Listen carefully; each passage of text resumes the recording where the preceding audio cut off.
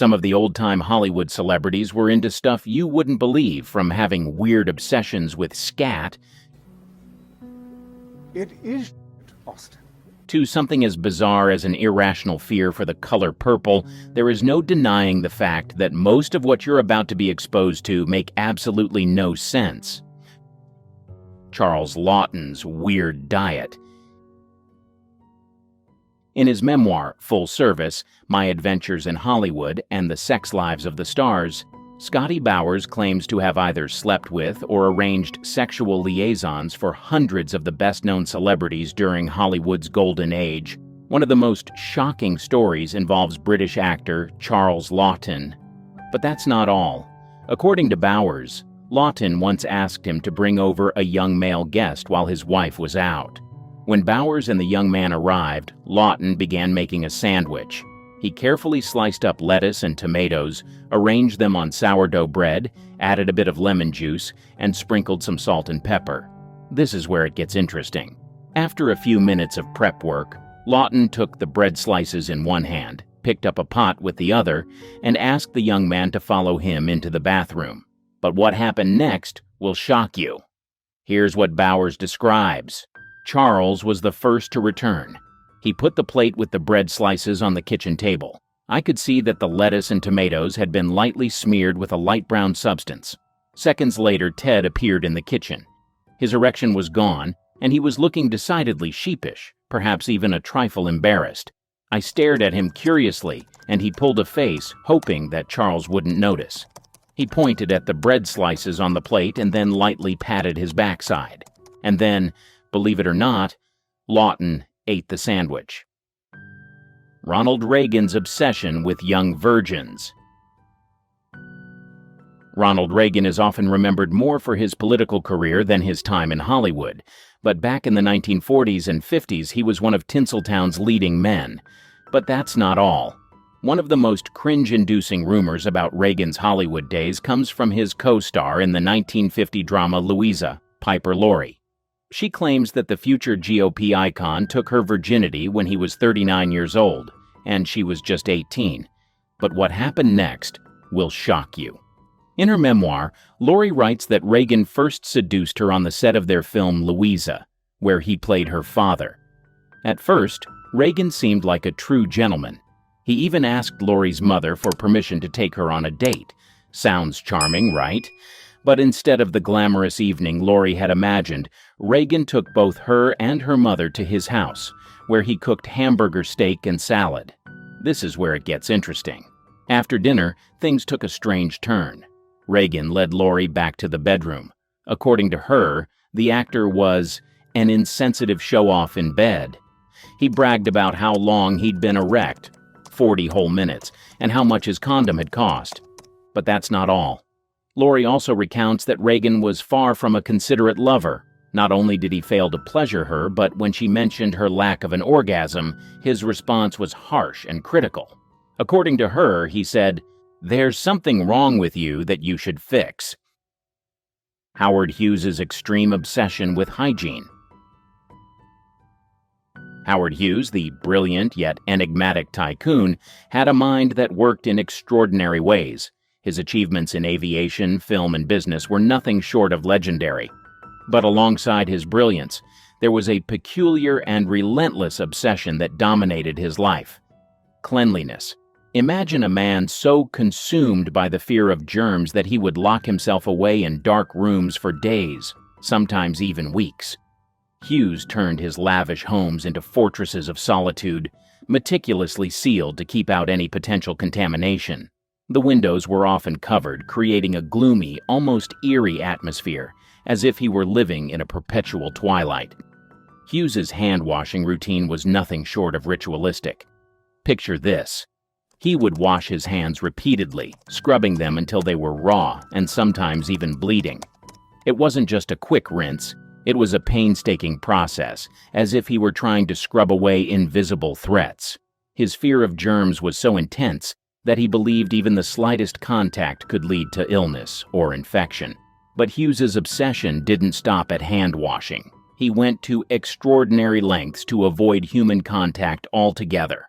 For instance, if he had to meet someone, He would often communicate through notes or intercom systems, avoiding face-to-face interactions. He would use tissues to touch objects and had a meticulous system for handling everyday items to ensure they remained uncontaminated. Hughes's peculiarities extended to his instructions to staff and associates. He once demanded that all canned food be meticulously washed and scrubbed before opening.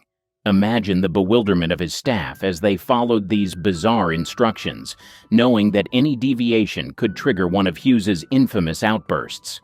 Even when he was flying, Hughes couldn't escape his fears.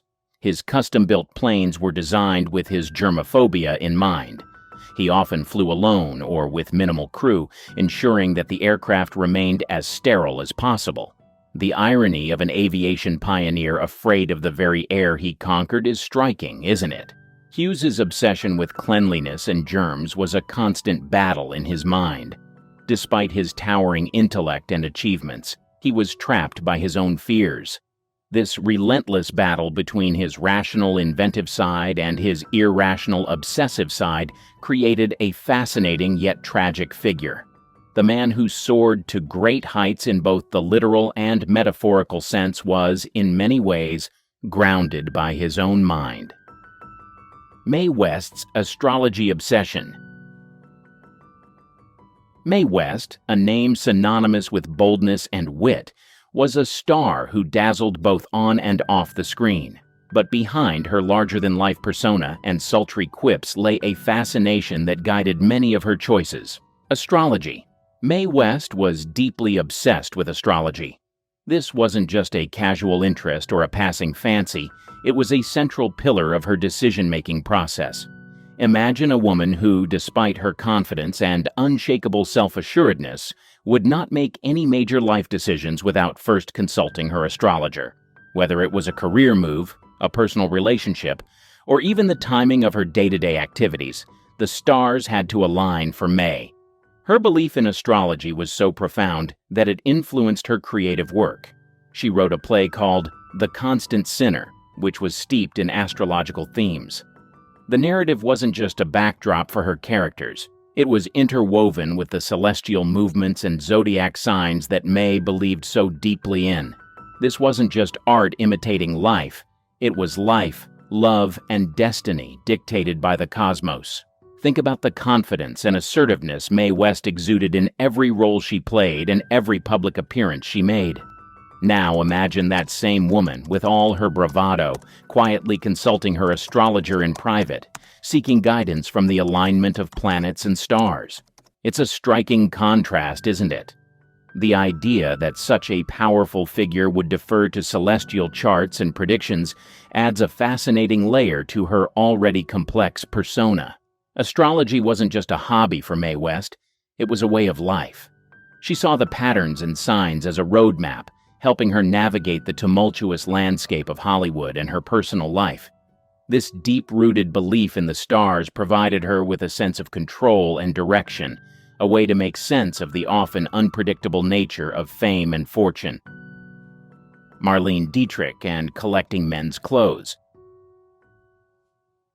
Beyond her screen persona, Marlene had an intriguing obsession that set her apart from her contemporaries, a fascination with men's clothing. This wasn't just a passing fancy or a quirky interest. It was a profound passion that influenced both her personal life and her public image. Dietrich didn't merely collect men's clothing, she wore it with a sense of ease and confidence that challenged the norms of her time. In an era when women were expected to adhere to strict fashion conventions, Dietrich's choice to don suits, trousers, and tailored shirts was nothing short of revolutionary. Picture her walking into a Hollywood event in a perfectly fitted tuxedo, her hair meticulously styled, and her makeup flawless. The image was striking and unforgettable, making a powerful statement about gender and fashion. She was one of the first women to popularize androgynous fashion in Hollywood. Her style wasn't about rejecting femininity, but about embracing a broader spectrum of identity. By wearing men's clothing, Dietrich played with societal expectations, blending masculinity and femininity in a way that was both provocative and liberating. She made it clear that clothing was an expression of self, not a strict adherence to gender norms. Dietrich's fascination with men's clothing went beyond the surface. She appreciated the craftsmanship, the structure, and the way these garments allowed her to move and present herself. Collecting these pieces became a hobby, a form of self-expression, and a way to assert her individuality. Imagine her private wardrobe, filled with an array of perfectly tailored suits, each piece carefully chosen and cherished. Her influence extended far beyond her personal collection. Dietrich's androgynous style inspired countless designers and fashion enthusiasts, paving the way for future generations to explore and embrace non-traditional fashion choices. She wasn't just a style icon. She was a pioneer who challenged the fashion industry's rigid boundaries. Peter Sellers' obsession against the color purple. Most people have typical fears like heights, snakes, or spiders, but Peter Sellers, he had a bizarre terror of the color purple. Now, Sellers' eccentricity wasn't the lovable, bumbling kind he often portrayed in his roles. It was far more chaotic and disturbing, making him a difficult person to be around. On film sets, Sellers was infamous for his explosive outbursts. Imagine him in a fit of rage, yelling at his wives, smashing dishes, and even brandishing a shotgun to vent his anger. His tantrums didn't stop there.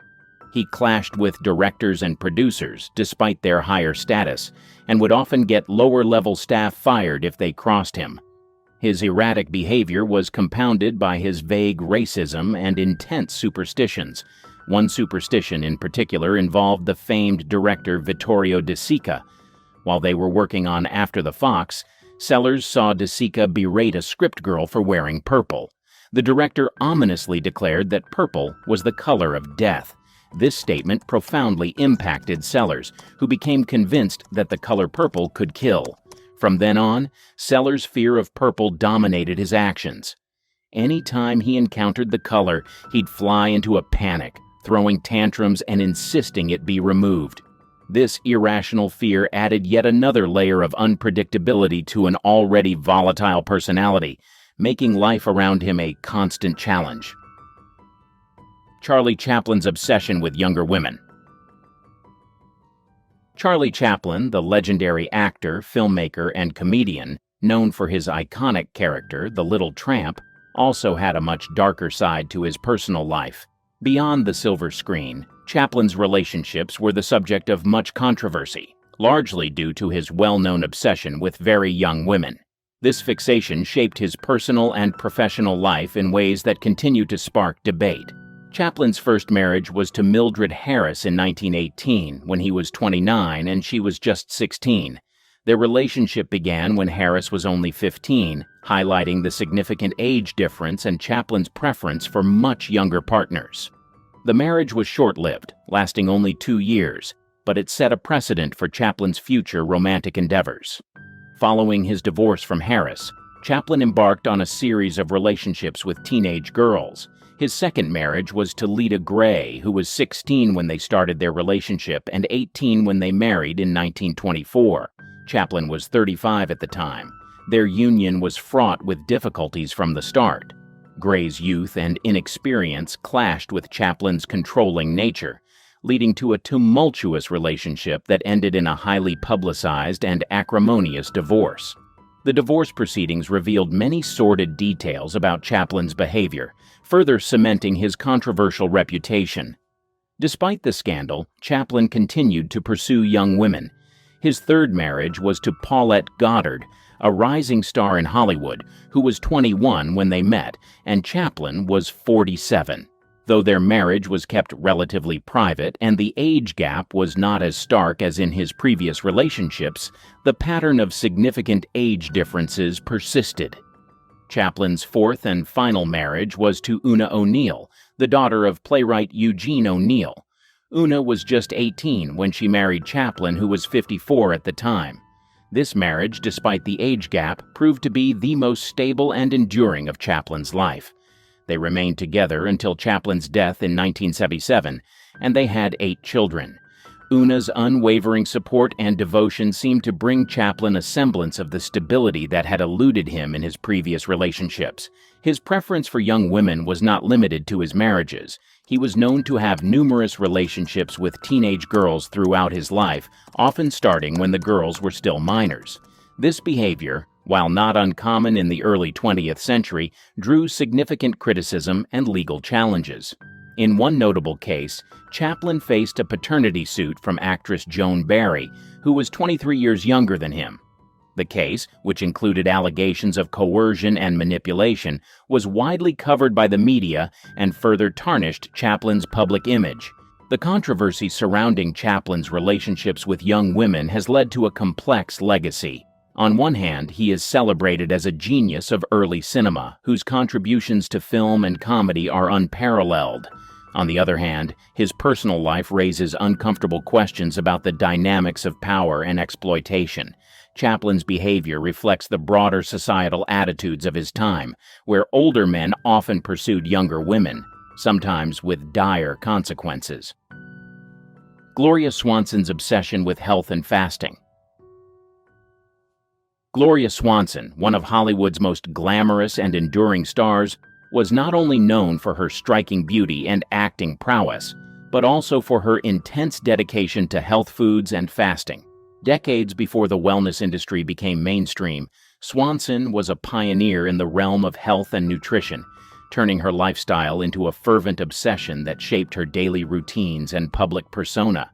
Swanson's journey into the world of health foods and fasting began at a time when processed foods were becoming increasingly popular in America. Rejecting this trend, she delved into natural and organic eating habits, believing that what she consumed had a direct impact on her overall well-being and longevity. Her approach to diet was meticulous and uncompromising. She scrutinized every ingredient, ensuring that her meals were not only nutritious but also free from any artificial additives or preservatives. Her commitment to healthy foods extended beyond just eating organic produce. Swanson embraced a diet rich in raw vegetables, fruits, nuts, and seeds, long before such dietary choices became fashionable. She was particularly fond of juicing, often preparing fresh vegetable and fruit juices to maintain her energy and vitality. This dedication to a clean diet was not merely a fad for Swanson. It was a deeply ingrained lifestyle choice that she believed was essential for sustaining her health and beauty. In addition to her strict dietary habits, Swanson was a firm believer in the benefits of fasting. She would often embark on long fasts, abstaining from food for extended periods to cleanse her body and mind. These fasts were not just about physical health. Swanson saw them as a way to achieve mental clarity and spiritual renewal. Her fasting routines were rigorous, sometimes lasting several days, during which she would consume only water or freshly squeezed juices. This practice was unconventional and even controversial at the time, but Swanson was unwavering in her belief in its benefits. Swanson's obsession with health foods and fasting was also evident in her social interactions and public appearances. She often spoke about her dietary practices, sharing her knowledge and experiences with others. She became an advocate for healthy living, encouraging those around her to adopt similar habits. Her influence extended to her close circle of friends and colleagues in Hollywood, many of whom were inspired by her dedication and began to explore healthier lifestyles themselves. Her commitment to health was not without its challenges. Swanson faced skepticism and criticism from those who viewed her practices as extreme or unnecessary. However, she remained steadfast, confident in the knowledge that her choices were beneficial. Her dedication to health and wellness was a testament to her discipline and determination, qualities that also defined her illustrious career. Swanson's approach to health was holistic. She believed in the interconnectedness of physical, mental, and emotional well-being. This belief guided her lifestyle choices, from her diet and fasting routines to her emphasis on regular exercise and stress management. She practiced yoga and meditation, long before these practices became popular in the West, as part of her daily regimen to maintain balance and harmony in her life. Her obsession with health foods and fasting also influenced her work. Swanson often took on roles that reflected her personal beliefs, portraying characters who embodied strength, resilience, and a sense of well-being. Her off-screen persona, as a health-conscious and disciplined individual, became an integral part of her public image. distinguishing her from many of her contemporaries. Without a doubt, Hollywood has its secrets. In the same vein, Hollywood stars have their own secret that they would rather have taken to the grave. However, some of these secrets found their way out and would leave even the most loyal of fans with their jaws open in pure shock and even terror. Some of these Hollywood stars had some twisted fetishes and pleasures that they enjoyed in the privacy of their own homes or secret places. Some of them will shock you, others will send shivers down your spine.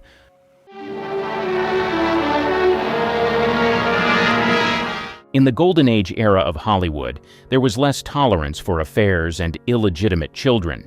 It could be the end of your career as an actor, and it's like putting a noose over your life socially. So imagine being born as an illegitimate child here. Some were terminated before they even got a chance to breathe. Others were condemned and forced to live in shame. But their stories would break your heart into a million pieces. Things like that can only happen in a country like America. Judy Lewis. Now, back in the day, Loretta Young was one of the biggest stars in Hollywood. Beautiful, talented, and very much in the public eye. But here's where things take a twist. Loretta had a secret affair with Clark Gable, who was also a massive Hollywood star, best known as Rhett Butler from Gone with the Wind. At the time, though, both of them were involved with other people. Clark was married, and Loretta had her image to protect. So when Loretta ended up pregnant, this was a huge problem, especially in an era where a public out-of-wedlock pregnancy could have destroyed her career. They had to keep the pregnancy a secret. It was already a scandal waiting to happen. So, to keep the scandal under wraps, Loretta did what a lot of actresses of that time did. She disappeared. She took a vacation from Hollywood, went away for months, and gave birth in secret in 1935. No paparazzi, no media frenzy. She had everything planned out to the last detail, even hiding the pregnancy from most of the people closest to her. It was the perfect plan. But here's where it gets interesting. When she eventually returned to Hollywood, she didn't just reveal that she had a baby. No, she made it seem like she had adopted this little girl, Judy, a year later. Imagine that. A mother adopting her own child and keeping it a secret from nearly everyone, including the child herself. That's the kind of secrecy that dominated the golden age of Hollywood. For most of Judy's childhood, she had no idea who her real parents were. She grew up believing that Loretta was just her adoptive mother. But before then, Lewis went through hell. After she was born, Loretta Young didn't bring her daughter home right away. Instead, Judy spent the first 19 months of her life in various hideaways and orphanages. Loretta was still trying to keep the whole situation under wraps. Eventually, she adopted Judy, which, as we know now, was just part of her plan to conceal the truth about Judy's parentage. When Judy was around 4 years old, Loretta married a radio producer named Tom Lewis. That's when Judy took his last name, becoming Judy Lewis. Loretta and Tom had 2 more kids together, 2 sons, Christopher and Peter. So now Judy's growing up in this family and she's finally happy and at peace, but there's one small problem. She looks a lot like Clark Gable, especially those famous ears of his that stuck out. It was a resemblance that was hard to ignore. But you would not believe what her mother, Loretta, did next. She actually had Judy undergo a painful surgery to pin her ears back up when she was just 7 years old. It was yet another attempt to hide the truth about who Judy's real father was. Can you imagine that? Going through surgery just to keep up appearances? Then, when Judy was about 15, her mother made another film with Clark Gable called Key to the City. During that time, Gable came over to visit Loretta's house, and that was the one and only time Judy ever met him. He asked her a few questions about her life, then kissed her on the forehead when he left. The kicker? Judy had no idea that Gable was her biological father. He was just this famous guy who stopped by for a brief visit. As Judy got older, she started to feel the weight of all the secrecy. She talked about how isolated and confused she felt growing up, like something was always off, but she couldn't quite put her finger on it. She didn't feel fully connected to her family, and it's no wonder why. She was living in this web of lies and half-truths that shaped her entire childhood. It must have been incredibly tough knowing something was wrong but not being able to understand what it was until much later in life. Judy finally learned the truth in the most heartbreaking way possible as an adult.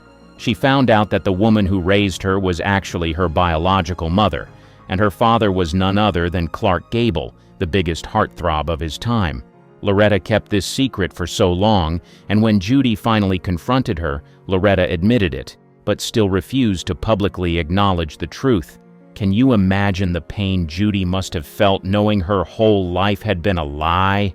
She spent much of her adulthood grappling with feelings of abandonment and betrayal, constantly wondering why her mother couldn't just be honest with her. To make matters worse, Clark Gable never had any real involvement in Judy's life. He didn't acknowledge her, and he never played a fatherly role.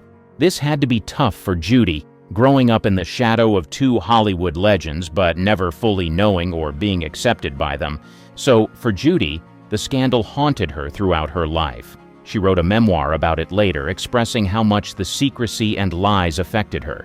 She carried that burden, always wondering why she wasn't publicly acknowledged and why her mother chose to keep such a vital part of her identity hidden.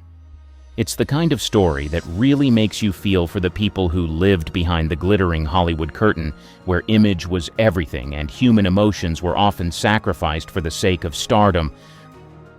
Roberto Rosolini. It all started back in 1949. Ingrid Bergman was already one of the biggest stars in Hollywood, but she wasn't just about fame. She genuinely admired good filmmaking. Two films by Italian director Roberto Rosolini had really caught her attention, and instead of just being content with watching from afar, Bergman decided to write him a letter. In this letter, she expressed how much she loved his work and casually suggested they collaborate on a film. And, well, let's just say things escalated from there. Rosolini was quick to cast Bergman in his next project, Stromboli, and this is where the sparks really started to fly. During the production of the film, Bergman and Rosolini began an affair. Now, keep in mind, Bergman was still married to Petter Lindstrom at the time, but the chemistry between her and Rosolini was undeniable, and soon enough, it turned into something much more serious. And as you might already know by now, back in the 1950s, this wasn't just gossip. It was a full-blown scandal.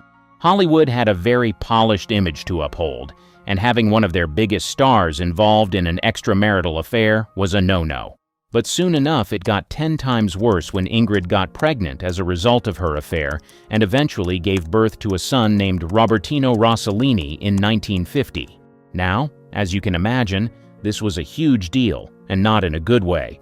This sent shockwaves through the entertainment industry. People were not only shocked that she had a child out of wedlock, but the affair itself felt like a betrayal to her public image. Bergman went from being one of the most beloved actresses in the world to a symbol of moral outrage almost overnight. She was condemned by Hollywood, criticized by the press, and even denounced on the floor of the U.S. Senate. Imagine that. A senator actually called her out as being an example of perverted morals. As for Roberto, he was born into the eye of the storm. His very existence was the center of this scandal, and that had to have some serious consequences on his life. First off, he had a strained relationship with Hollywood from the get-go. He wasn't just another kid. He was the product of one of the most controversial love affairs of the era. It's one thing to have famous parents, but to be born into a situation where the world views your birth as a scandal? That's a tough legacy to carry. Bergman's career took a huge hit, too. She was shunned by Hollywood for years, which meant that Roberto grew up in a time where his mother's name was often associated with disgrace, rather than the legendary actress she was. She moved to Italy to be with Rosolini, and while her career eventually bounced back, that period was marked by rejection and judgment, not just for her, but for her son, too. Imagine growing up knowing that your birth was the reason your mother was ostracized from an entire industry. That's a lot for a kid to carry. The damage to Roberto wasn't just public, it was personal. Having to grow up in the shadow of such a high-profile affair with parents who were constantly in the media for their turbulent relationship must have been emotionally taxing. His childhood was essentially defined by his parents' scandal, and it's hard to feel like you're living a normal life when the world already has its opinions about your family before you even know what's going on. So, in a way, Roberto's life was shaped and possibly even damaged by the choices his parents made and the public's harsh reaction to those choices. He was innocent in all of it, but he still had to deal with the fallout, and that's a burden no child should have to bear. The child that was never born. It's the 1940s, and Gary Cooper is the ultimate Hollywood heartthrob, right? And then you've got Patricia Neil, a talented actress who absolutely adores him. They start this passionate affair, and it's the kind of scandal that makes headlines everywhere. But here's the problem. Cooper was already married, which added a whole layer of drama to the situation. Now, Patricia is head over heels for him, but the reality of their secret relationship weighs heavily on her. Can you imagine being in love with someone who's not really available? It's like being trapped in a plot of a melodrama, but it's real life, and it's messy. Then things get even more intense. Patricia finds out she's pregnant, and it's like a roller coaster ride of emotions. She's excited about the possibility of a new life, but that happiness quickly turns into dread because Cooper, worried about the inevitable scandal, pressures her to terminate the pregnancy. Here's this woman, madly in love, and then faced with a heartbreaking decision that she never saw coming. It's gut-wrenching to think about how alone and devastated she must have felt during that time.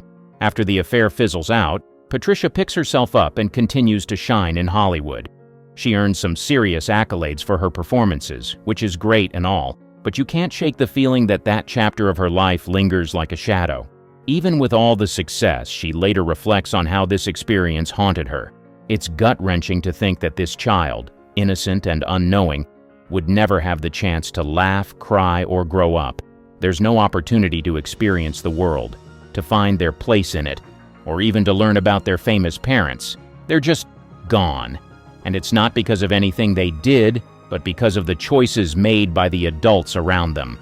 This situation not only left Patricia heartbroken, but also brought up feelings of loss and grief that would linger with her for years. It's like carrying an invisible scar that reminds you of what could have been.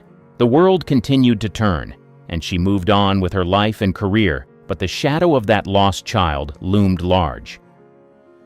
Nancy Sinatra. You know, growing up as Nancy Sinatra Jr. was no walk in the park. Imagine being the daughter of the legendary Frank Sinatra, but with the twist that you were born from an affair while he was still married to his first wife, Nancy Barbato. That little tidbit was like a shadow that followed her everywhere, making family life a complicated web of scandal and drama. From the moment she came into the world, there were whispers and gossip swirling around her. Being the child of an extramarital affair put her right in the crosshairs of public scrutiny. The media just wouldn't let up, painting her as part of this huge scandal that stained her father's reputation. Can you imagine that pressure? As a kid, she found herself living under the spotlight, with her father's larger-than-life persona overshadowing her own identity. She wasn't alone, though. She had two older siblings, Frank Jr. and Tina. But even with family around, Nancy often felt like the odd one out. Her relationship with her dad was complicated, too. The weight of his past choices hung heavily over their interactions. Sure, Frank Sinatra was charming and talented, but he was also a guy with a lot of baggage, and sometimes those ghosts seemed to get in the way of the love he had for his kids. As Nancy grew up, she slowly started to piece together the story of her birth and all the circumstances surrounding it. Finding out that she was the product of an affair was a real eye-opener. It wasn't just shocking. It was a heavy burden to carry. This realization changed how she saw family and belonging. While her siblings seemed to have a more straightforward relationship with their dad, Nancy struggled with feelings of alienation and confusion, and let's not even get started on how the media treated her. They constantly compared her to her dad, which only added to the stress. She wanted to carve out her own identity and pursue a music career, but the shadow of Frank Sinatra's fame was both a blessing and a curse. Some days, she felt like she could ride the coattails of his legacy, but other times it felt suffocating, like she could never escape the constant scrutiny that came with being his daughter. Her situation was even trickier because her existence was a painful reminder of Frank's infidelities. While she was trying to make her own way in the music industry, the emotional toll of being Frank Sinatra's daughter weighed heavily on her shoulders. She just wanted a narrative that wasn't tangled up in scandal.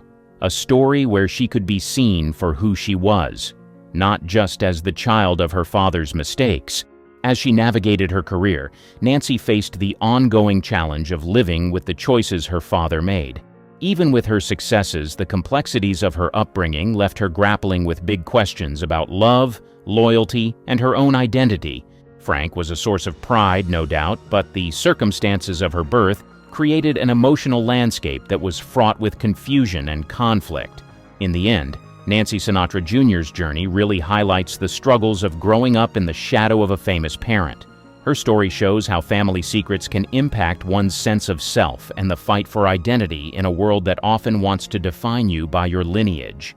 Despite the weight of her father's legacy, she ultimately sought to forge her own path, trying to balance honoring her family history with establishing her own identity in a world that was always watching. Norman Chaplin. Charlie Chaplin, the legendary silent film star famous for his character the Tramp, had quite a roller coaster ride when it came to his personal life. One of the more scandalous parts of his story is his affair with actress Lita Grey. This whole situation not only stirred up a lot of drama in Hollywood, but also had a significant impact on their son, Norman Spencer Chaplin. So, here's how it went down. Charlie was working on the film The Kid when he got involved with Lita, who was just a teenager at the time. Their romance sparked a lot of gossip, especially since Charlie was already a big deal in Hollywood and the age gap made people raise their eyebrows. It was like a classic Hollywood scandal. While plenty of actors were indulging in affairs, Charlie's choices attracted an extra layer of scrutiny because of his fame. When Lita found out she was pregnant, things got even messier. They rushed to get married in 1924, but let's just say the fairy tale didn't last long. Right from the start, their relationship was rocky. Lita later claimed she felt pressured into the marriage, which obviously didn't help the situation. Can you imagine the stress? Then came their son, Norman, born on July 7, 1928. While everyone was excited to welcome the child of such a famous couple, the tension in the family was palpable. Being born into a scandal like this would be hard for any kid. On one hand, you have the thrill of being the child of a superstar, but on the other, you're surrounded by chaos and drama. As the years went on, things really fell apart. Charlie and Lita's marriage turned into a public battleground, with all the juicy details of their fights making headlines. Lita accused Charlie of neglecting his family in favor of his career, which added to the public drama. For Norman, that must have been tough. He was right in the middle of all this conflict, and the media attention was unrelenting. Growing up as Charlie Chaplin's son meant living in a spotlight that could be hard to bear. People were constantly comparing him to his famous father, and the scandal surrounding his parents was always lurking in the background. It's like Norman had to carry the weight of not just being Chaplin's kid, but also dealing with the fallout from a marriage that was anything but smooth. In the end, Norman Spencer Chaplin's story highlights the challenges of growing up in a world filled with fame and scandal. While his father was a beloved figure in film history, the chaotic nature of his family life created a complicated legacy for Norman. He had to navigate the complexities of identity and self-worth, all while trying to make sense of the drama that surrounded his family. It's a reminder that behind the glitz and glamour, there are real stories of struggle and resilience. Katie Wagner. The story of Robert Wagner and his daughter Katie Wagner is quite the fascinating one. So, Robert Wagner, the charming actor known for his roles in classic films and hit TV shows, had a brief relationship with actress Marion Marshall, and from that romance came Katie. Now imagine being born into this whirlwind of Hollywood drama. Katie's birth came with its fair share of complications.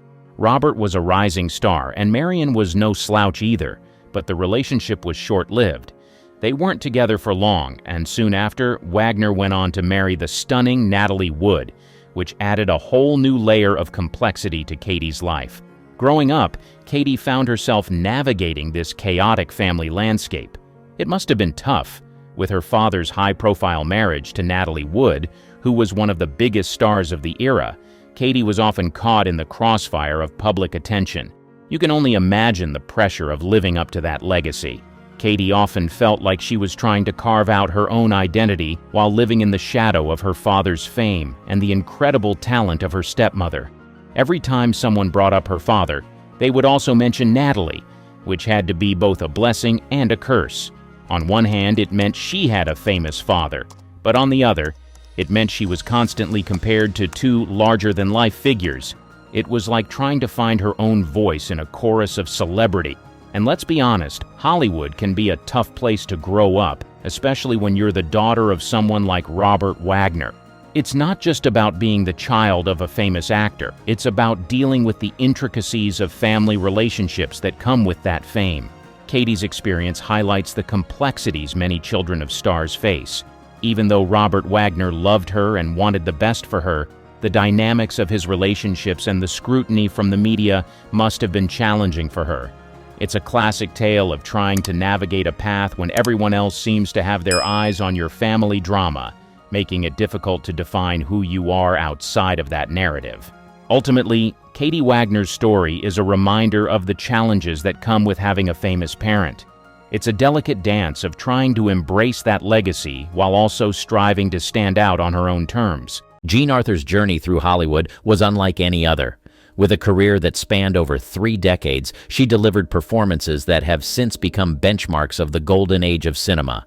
Yet, for someone so visible on the silver screen, Arthur was a figure of profound privacy, her off-screen life a stark contrast to the characters she so vivaciously brought to life. But who was Jean Arthur truly? Beyond the laughter and the acclaim, beyond the roles that made her a household name, there lay a woman of complexity, a soul who sought solace away from the cacophony of fame. Arthur's reluctance to embrace her celebrity status, her battles with anxiety, and her eventual retreat from Hollywood form a narrative as compelling as any of her films. This video seeks to peel back the layers of Jean Arthur's quiet radiance, to explore the dichotomy of a woman who was both a beacon of talent on screen and an enigma off it. From her early days in silent films to her unforgettable roles in classics directed by the likes of Frank Capra and George Stevens, we delve into the life of a woman who, despite her best efforts to remain out of the limelight, left an indelible mark on the industry and on the hearts of those who watched her. The rise of Jean Arthur. Jean Arthur's journey to becoming a beloved icon of Hollywood's golden age is a tale of resilience, talent, and an unmistakable voice that captivated audiences worldwide. Born Gladys Georgiana Green in 1900 in Plattsburgh, New York, Arthur's early life was marked by frequent moves, reflecting a restless spirit that would later define her career. Her entry into the world of acting was not a straightforward path. It was paved with the kind of determination and grit that characterized many of Hollywood's self-made stars. Arthur's foray into acting began in the early 1920s, a time when the film industry was undergoing significant transformations. The silent era was in full swing, and Hollywood was a burgeoning hub of creativity and innovation. Arthur's initial roles were small, often uncredited parts in silent films, where her distinctive presence began to draw attention. Despite the limitations of these early roles, Arthur's persistence paid off, leading to more substantial parts that showcased her range and depth as an actress. The transition from silent films to talkies in the late 1920s and early 1930s was a tumultuous period for many actors, whose careers were abruptly ended by the new demand for a different kind of on-screen presence. However, for Arthur, the advent of sound cinema provided an opportunity to leverage her most unique asset, her voice. Described as a mix of a squeak and a melodious lilt, Arthur's voice became her signature, setting her apart from her contemporaries and endearing her to audiences and critics alike. Arthur's breakthrough came with her role in The Whole Town's Talking, 1935, a performance that showcased her comedic timing and charm. However, it was her collaboration with director Frank Capra that catapulted her to stardom. Films like Mr. Deeds Goes to Town, 1936, and Mr. Smith Goes to Washington, 1939, not only solidified her status as a leading lady, but also highlighted her ability to bring depth and authenticity to her characters, traits that would define her career. Despite her success, Arthur's relationship with fame was complex. Known for her reclusive nature and discomfort with the Hollywood publicity machine, Arthur's off-screen life was shrouded in mystery, a stark contrast to the vivacious and approachable characters she portrayed. The craft of comedy. Jean Arthur's ascent to the zenith of Hollywood stardom was marked by her unparalleled mastery of the screwball comedy genre, a style of film that became immensely popular during the 1930s and 1940s. This genre, known for its fast-paced dialogue, complex plots, and blend of slapstick with a sophisticated wit, found its perfect muse in Arthur. Her performances in Mr. Deeds Goes to Town and The Lady Eve are emblematic of her ability to navigate the intricate dynamics of screwball comedy, showcasing her talent for combining wit, charm, and a palpable sense of vulnerability. Mr. Deeds Goes to Town, 1936, directed by Frank Capra, was a pivotal film in Arthur's career. Cast opposite Gary Cooper, Arthur played the role of Babe Bennett, a sharp-witted reporter who falls for Longfellow deeds. Cooper, a simple man who inherits a vast fortune. Arthur's portrayal of Bennett was a masterclass in the screwball heroine archetype, intelligent, independent, and morally complex. Her on-screen chemistry with Cooper was electric, and her performance earned critical acclaim, solidifying her status as one of the era's leading ladies in comedy. However, it was perhaps her role in The Lady Eve, 1941, directed by Preston Sturges, that fully showcased Arthur's comedic genius. Though Barbara Stanwyck played the lead in The Lady Eve, Arthur's roles in similar screwball comedies of the era, such as The More the Merrier, 1943, demonstrated her adeptness at this genre. Her ability to deliver rapid-fire dialogue with precision, coupled with her comedic timing and the inherent warmth she brought to her characters, made her performances stand out. Arthur's characters often challenged societal norms, embodying a modern woman's spirit who was both assertive and feminine. Arthur's unique appeal in the screwball comedy genre lay in her ability to blend humor with heart. Her characters were not mere caricatures, they were imbued with a depth and complexity that resonated with audiences. Arthur herself brought a sense of authenticity to these roles, drawing on her personal experiences and inner resilience. Off-screen, Arthur was known for her shyness and aversion to the Hollywood limelight, traits that contrasted sharply with the confident women she portrayed on screen. This juxtaposition between her private self and her public persona added layers to her performances, making her characters all the more compelling. Arthur's contribution to the screwball comedy genre extended beyond her individual performances. She helped define the archetype of the screwball heroine, a woman who was equal parts intellect, humor, and heart. This archetype would influence countless films and performances in the genre, leaving a legacy that endures in cinematic history. Jean Arthur's mastery of screwball comedy, highlighted in films like Mr. Deeds Goes to Town and through her body of work in the genre, showcases her as one of the definitive leading ladies of her era. Her ability to convey wit, charm, and vulnerability on screen not only endeared her to audiences, but also cemented her place in Hollywood's golden age as a symbol of comedic and dramatic excellence. Arthur and Capra, a cinematic partnership. The collaboration between Jean Arthur and Frank Capra is one of Hollywood's most celebrated director-actor partnerships, emblematic of a period when cinema was as much about entertainment as it was about conveying poignant social messages. This partnership flourished during the 1930s, a time of significant social and economic upheaval in the United States. Capra, with his deeply ingrained belief in the goodness of the common man and his critique of unchecked power, found in Arthur not just a talented actress, but a conduit for his themes of integrity, resilience, and social justice. Their collaboration produced several films, but none more significant than Mr. Smith Goes to Washington, 1939, a film that has come to define American ideals of democracy and individual agency. Arthur played Clarissa Saunders, a savvy and cynical secretary who helps the film's protagonist, Jefferson Smith, played by James Stewart, navigate the complexities of American politics. Arthur's performance, marked by a blend of skepticism and eventual inspiration, perfectly complemented Capra's vision of an America where ordinary individuals can make a difference. The success of Mr. Smith Goes to Washington was due in no small part to the synergy between Capra's direction and Arthur's performance. Capra's socially conscious storytelling, which often tackled themes of corruption, media manipulation, and the loss of innocence, found its ideal expression in Arthur's characters, who often embodied a blend of idealism and pragmatism.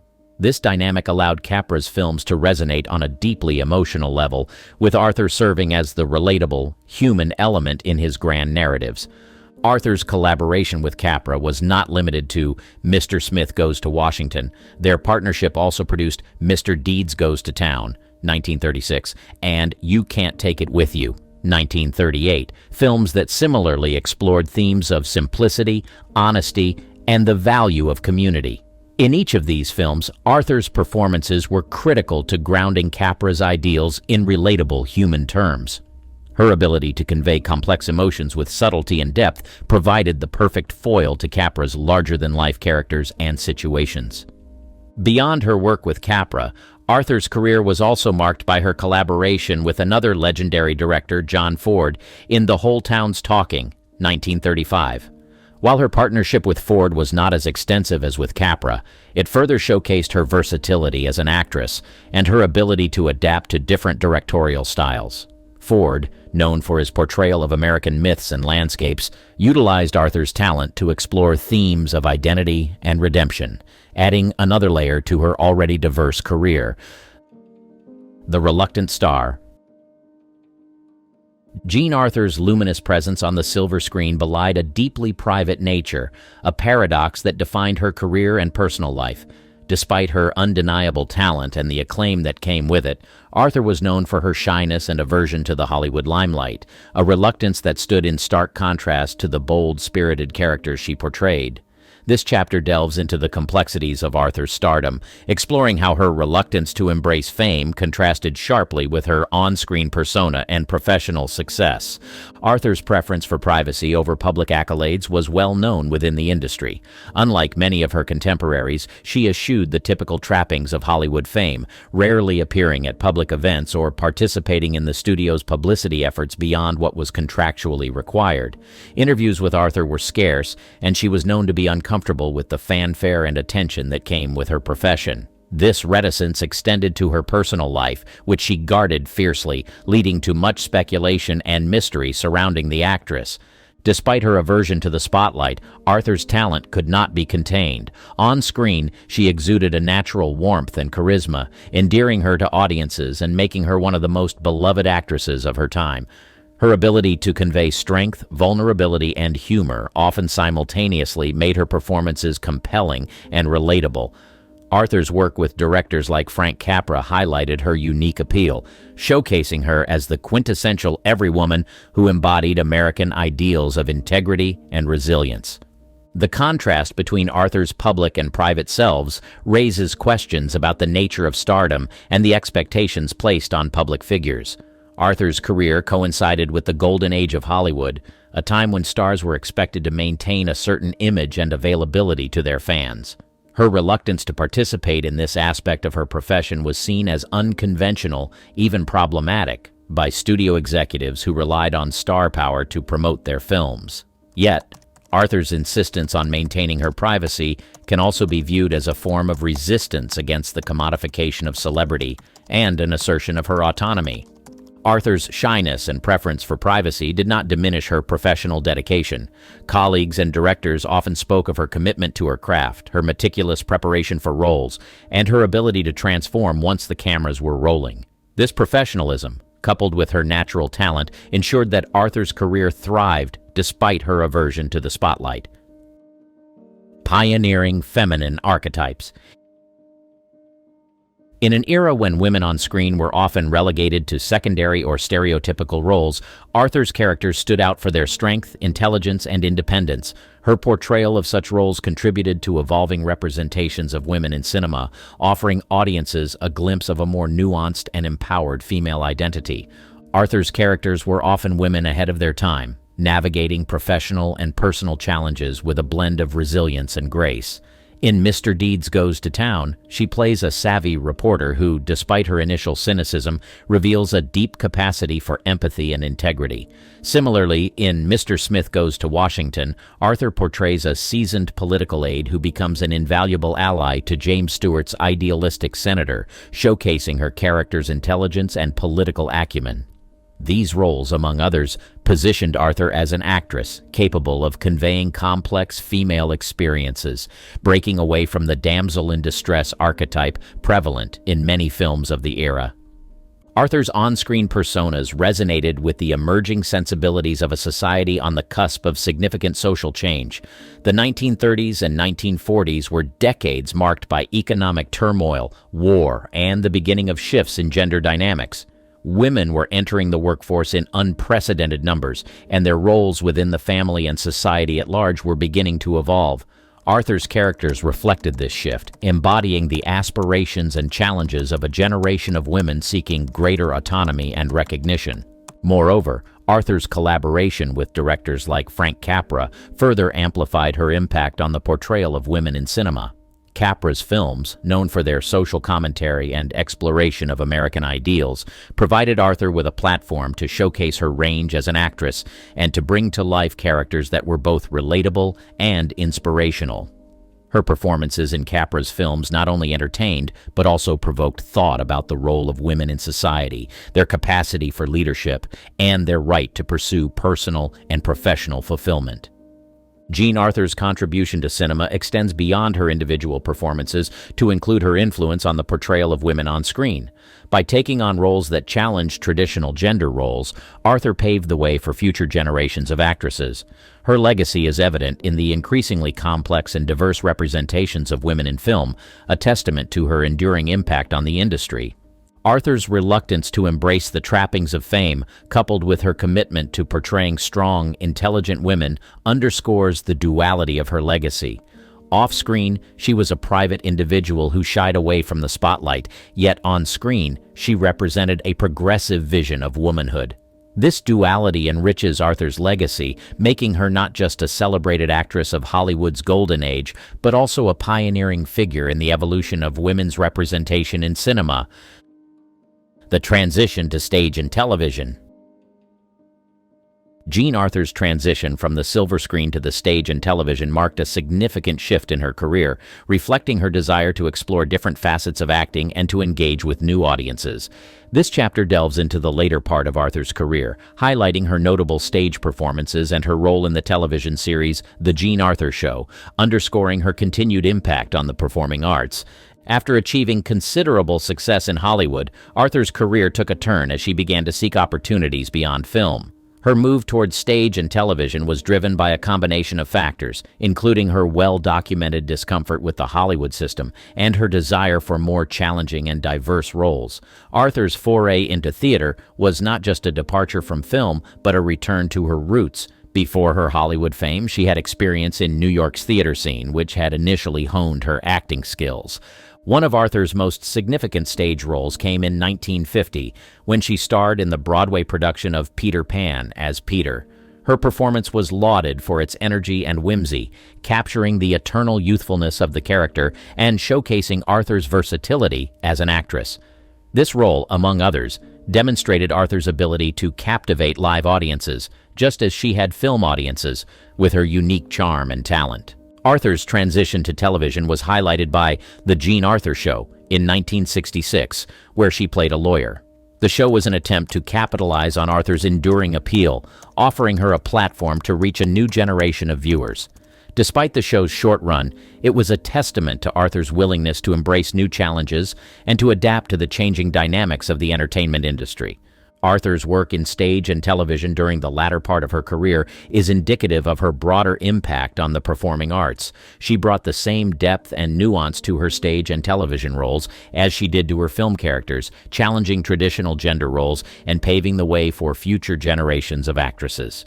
Her characters often embodied strength, intelligence, and independence, contributing to evolving representations of women in cinema and beyond.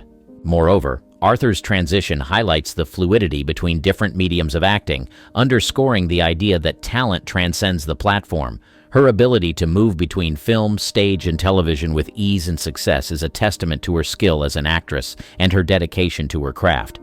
In examining the later part of Jean Arthur's career, we see a performer who was not content to rest on her laurels, but was driven by a passion for acting and a desire to explore the full range of her abilities. Her contributions to stage and television are an essential part of her legacy, showcasing her versatility and her continued relevance in the world of performing arts. The legacy of a reluctant star. Reflecting on Jean Arthur's enduring legacy in Hollywood requires an appreciation of her unique position within the pantheon of Golden Age cinema. Arthur's contributions to the film industry during her active years were profound, not only in terms of the memorable characters she brought to life, but also in how she navigated her career with a rare blend of integrity and talent. This chapter focuses on Arthur's impact on the film industry, her influence on contemporary actresses, and her lasting symbol as an exemplar of grace and professionalism in an industry often criticized for its excesses. Jean Arthur's legacy in Hollywood is anchored in her performances, which often broke the mold of traditional female roles. Her characters were strong, intelligent, and independent, embodying a modern woman who could stand on equal footing with her male counterparts. This was a significant departure from the more conventional portrayals of women in cinema at the time, making Arthur a forerunner in the evolution of female characters in Hollywood. Films like Mr. Smith Goes to Washington and The More the Merrier not only showcased her talent, but also her ability to portray women of substance and complexity. Arthur's influence extends beyond the roles she played. Her approach to her career and her life in Hollywood set her apart.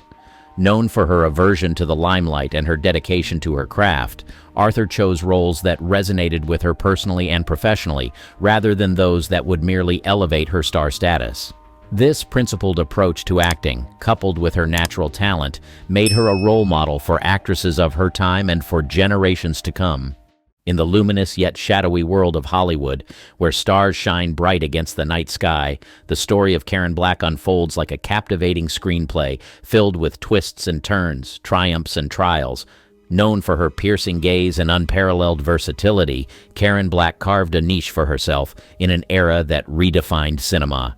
Yet, beneath the glittering surface of her celebrated career lay a tapestry of untold stories, hidden struggles, and enigmatic truths that fans never knew. Karen Black's journey from an aspiring actress to a cinematic icon of the 70s is a testament to her indomitable spirit and raw talent. But what lies beyond the accolades and the spotlight? From her groundbreaking performances that challenged the norms of her time to her ventures into the realms of writing and music, Karen's life was a mosaic of creativity and complexity. As we peel back the layers of her storied career, we uncover the method behind her magic, revealing the depth of her dedication to her craft. Yet Karen's life was not without its shadows. Personal battles fought away from the public eye, and her role as a mentor and advocate for the arts painted a picture of a woman whose influence extended far beyond the silver screen. A Star is Born. In the heartland of America, in the small town of Park Ridge, Illinois, a star was born on July 1, 1939. Karen Blanche Ziegler, who would later be known to the world as Karen Black, entered life with the kind of spark that presaged her future luminosity in the world of cinema.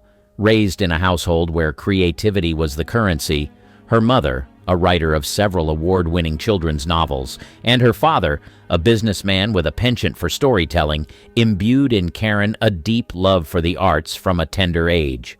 Karen's journey to stardom was not a straight path, but a winding road filled with dreams, determination, and a relentless pursuit of expression. Her early years were marked by a sense of adventure and a quest for understanding the human condition, themes that would later permeate her most memorable performances. The family's move to Chicago when Karen was young opened new vistas of opportunity, exposing her to the vibrant theater scene that thrived in the city's heart. The stage became Karen's first love and battleground, where she honed her craft and learned the ropes of acting. Her education at the Goodman Theater School of Drama at the Art Institute of Chicago was not just an academic pursuit, it was a rite of passage. Here, Karen delved into the depths of character development and the nuances of performance, laying the foundation for a career that would defy conventions and challenge perceptions. Yet, the call of Hollywood was irresistible. In the early 1960s, with a heart full of dreams and a suitcase packed with ambition, Karen made the pilgrimage west, joining the ranks of hopefuls in the city of angels. Los Angeles was a world away from the theaters of Chicago, a place where dreams were both made and shattered. Karen's early days in Hollywood were a test of her resolve, a period of auditions, rejections, and small parts that tested the limits of her perseverance. But Karen Black was not one to be easily dissuaded. Her breakthrough came in a way that seemed almost fated, a serendipitous alignment of talent, timing, and opportunity. It was her role in Francis Ford Coppola's You're a Big Boy Now, 1966, that first turned heads, but it was the seminal year of 1969 that would forever change her trajectory. Her roles in Easy Rider, alongside Peter Fonda and Dennis Hopper, and as Rayette DePesto in 5 Easy Pieces opposite Jack Nicholson, showcased her extraordinary range and raw emotional depth, earning her critical acclaim and a place in the pantheon of new Hollywood icons. The breakthrough. The late 1960s and early 1970s marked a seismic shift in American cinema, a period now revered as the New Hollywood era. It was a time when the film industry underwent a radical transformation, driven by a new generation of filmmakers and actors who dared to push the boundaries of storytelling, character development, and cinematic art. Amidst this cultural revolution, Karen Black emerged as a defining figure, her breakthrough performances resonating with both the zeitgeist of the times and the evolving tastes of the audience. Karen's role in 5 Easy Pieces, 1970, a film that has since become emblematic of the New Hollywood movement, was a career-defining moment.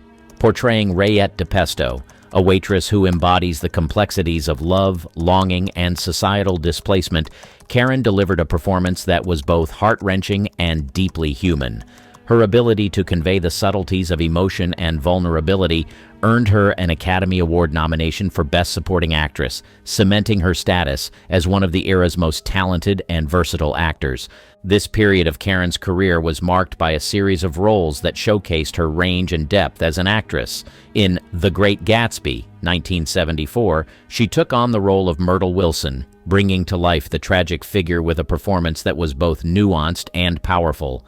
Her portrayal of Myrtle's desperation and doomed aspirations highlighted Karen's skill in capturing the essence of complex characters, further establishing her as a force to be reckoned with in Hollywood. Another significant milestone came with her role in Airport 1975, where Karen played the stewardess Nancy Pryor. In a film that combined disaster movie tropes with human drama, Karen's performance stood out, offering a glimpse into her ability to anchor a film with her presence and emotional depth. This role, among others, demonstrated her versatility and helped solidify her reputation as one of the most reliable and compelling actresses of her time. The method behind the magic. Karen Black's approach to her craft was as unique as the characters she brought to life on screen. Rooted in the method acting technique, her preparation for roles went beyond mere memorization of lines or understanding the script. Karen delved deep into the psyche of her characters, seeking to inhabit their world fully and bring an authenticity to her performances that resonated with audiences and critics alike. Her dedication to the method was evident in the way she approached each role, often spending weeks or even months researching and immersing herself in the character's background, motivations, and emotional landscape.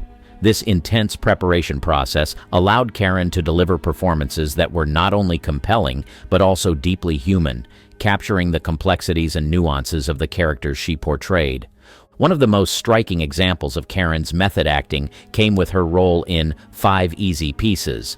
To embody Rayette, a character whose dreams and disappointments are palpable throughout the film, Karen spent time in diners, observing and interacting with waitresses to capture the essence of her character's life.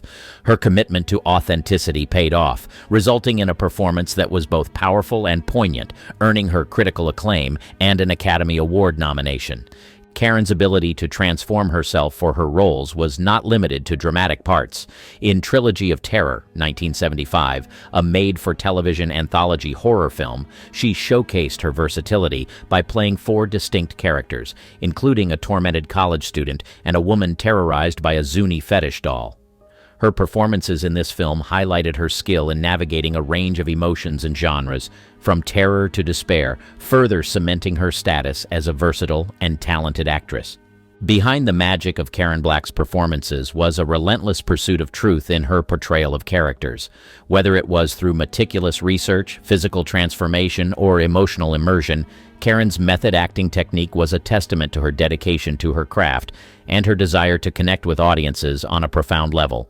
Her legacy as an actress is not only defined by the roles she played, but also by the depth and authenticity she brought to each character, leaving an indelible mark on the world of cinema. Hidden talents. Karen Black's artistry extended far beyond the silver screen, revealing a woman of multifaceted talents and interests. While audiences around the world knew her as a captivating actress, many were unaware of the depth of her creativity, which flowed through her veins like an unending river, touching the shores of music, writing, and more. Music was one of Karen's most profound hidden talents. With a voice as distinctive as her on-screen presence, she ventured into the world of songwriting and singing with a passion that mirrored her approach to acting. Her album, released in the early 1980s, showcased not just her vocal abilities but also her skill as a songwriter. The songs, imbued with introspective lyrics and melodic tunes, offered listeners a glimpse into the inner world of an artist who found solace and expression in the rhythm and rhymes of music. Karen's literary talents were another aspect of her creative persona that remained largely out of the public eye. A prolific writer, she penned several screenplays and stories, each reflecting her keen observations of the human condition and her deep understanding of emotional complexities. Her writing, much like her performances, was a canvas where she explored themes of love, loss, and the intricacies of human relationships. In addition to her musical and literary endeavors, Karen had a keen interest in photography and painting, mediums through which she captured the beauty and absurdity of the world around her.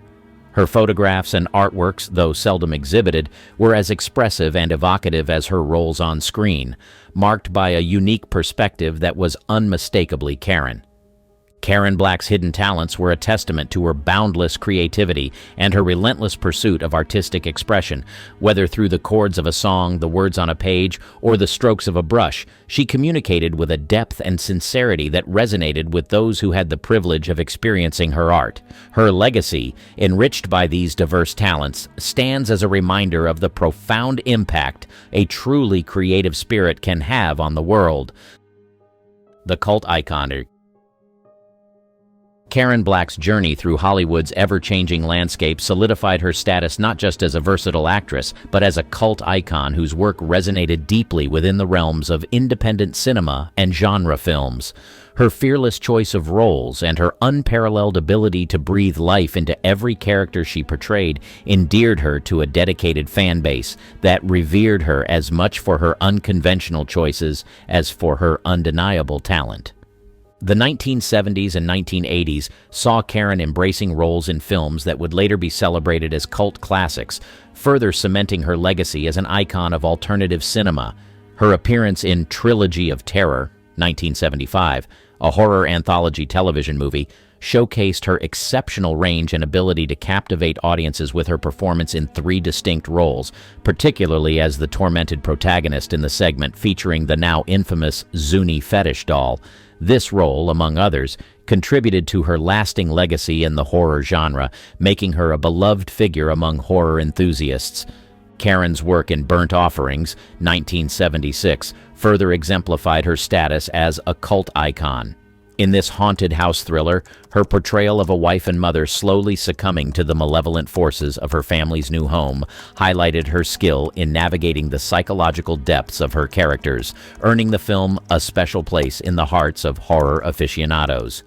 Beyond horror, Karen's roles in independent films and her collaborations with pioneering directors of the time played a significant role in her cult iconography.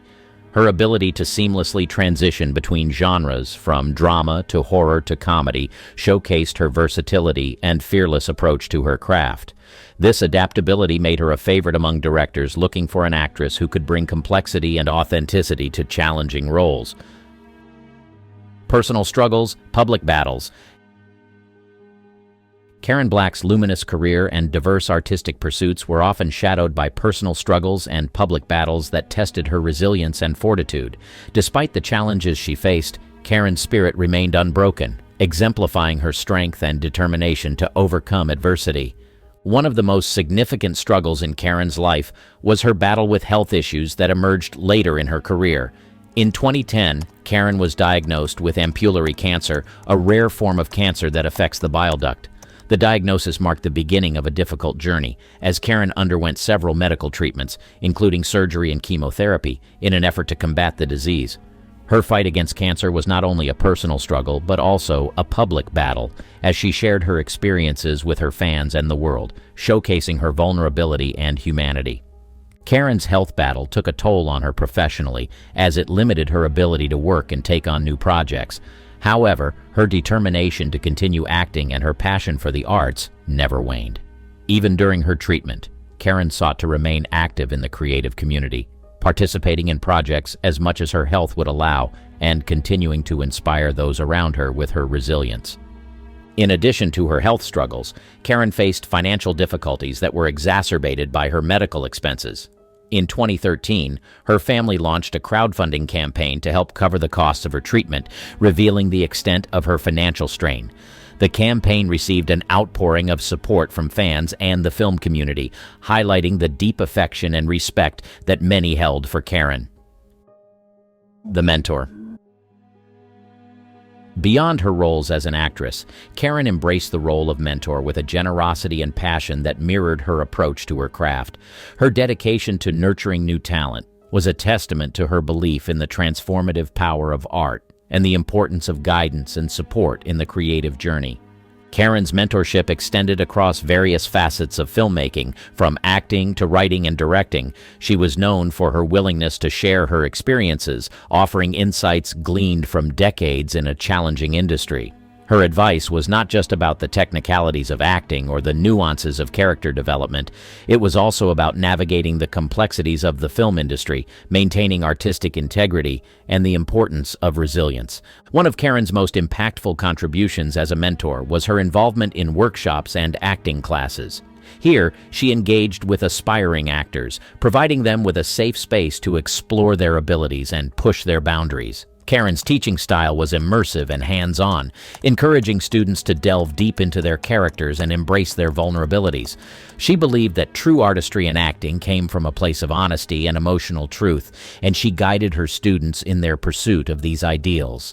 Beyond formal settings, Karen's mentorship was also evident in her everyday interactions with young filmmakers and actors. She was known for her openness and approachability, often taking the time to engage in meaningful conversations with those seeking her advice.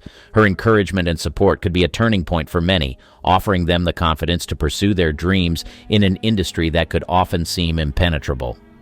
Karen's impact as a mentor went beyond the technical aspects of filmmaking. She inspired her mentees to approach their art with a sense of purpose and a deep respect for the storytelling process. She emphasized the importance of empathy and emotional intelligence in creating work that resonated with audiences. Her guidance helped shape a new generation of artists, imbuing them with a sense of responsibility to their craft and to the stories they chose to tell. Moreover, Karen's mentorship reflected her broader vision for the film industry, a community where collaboration and mutual support were foundational values. She envisioned a space where creativity was nurtured and diverse voices were celebrated, paving the way for a more inclusive and dynamic cinematic landscape. An unconventional style. Karen Black's style was a vivid reflection of her era's cultural shifts, embodying the spirit of the 1960s and 70s with a distinctive flair that set her apart in Hollywood's fashion landscape. Her approach to fashion was as eclectic and daring as the roles she chose, making her a style icon who defied the conventional norms of celebrity dressing. In the 1970s, when Black's career was at its zenith, fashion was undergoing a radical transformation. The decade celebrated individuality and self-expression with influences ranging from the bohemian to the disco. Karen navigated these trends with an innate sense of style that was both of the moment and timeless. She was often seen in maxi dresses, a staple of 70s fashion, which she styled with her unique twist, incorporating bold prints and unconventional accessories that highlighted her artistic sensibility.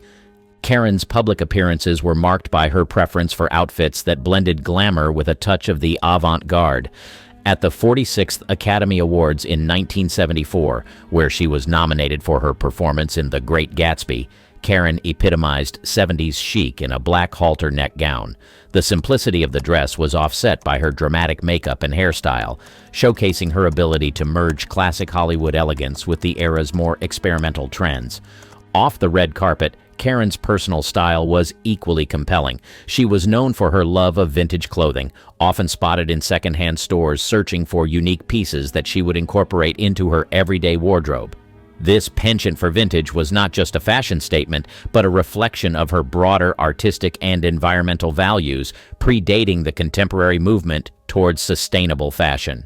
Karen's influence on fashion extended beyond her personal style. She was a muse to several designers of the time who were drawn to her unconventional beauty and fearless approach to fashion. Her collaborations with these designers often resulted in groundbreaking looks that captured the imagination of the public and the fashion industry alike. Karen Black's unconventional style was more than just a facet of her public persona. It was an integral part of her identity as an artist and individual. Through her fashion choices, she communicated a sense of freedom, creativity, and defiance that resonated with the cultural zeitgeist of her time and continues to inspire today. The final act.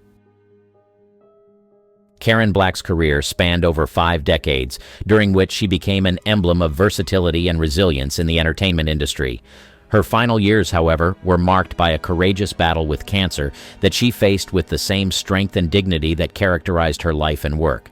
In 2010, Karen was diagnosed with ampullary cancer, leading to an extensive medical battle that included surgery and chemotherapy. Despite the severity of her condition, she continued to work, showcasing her unwavering dedication to her craft.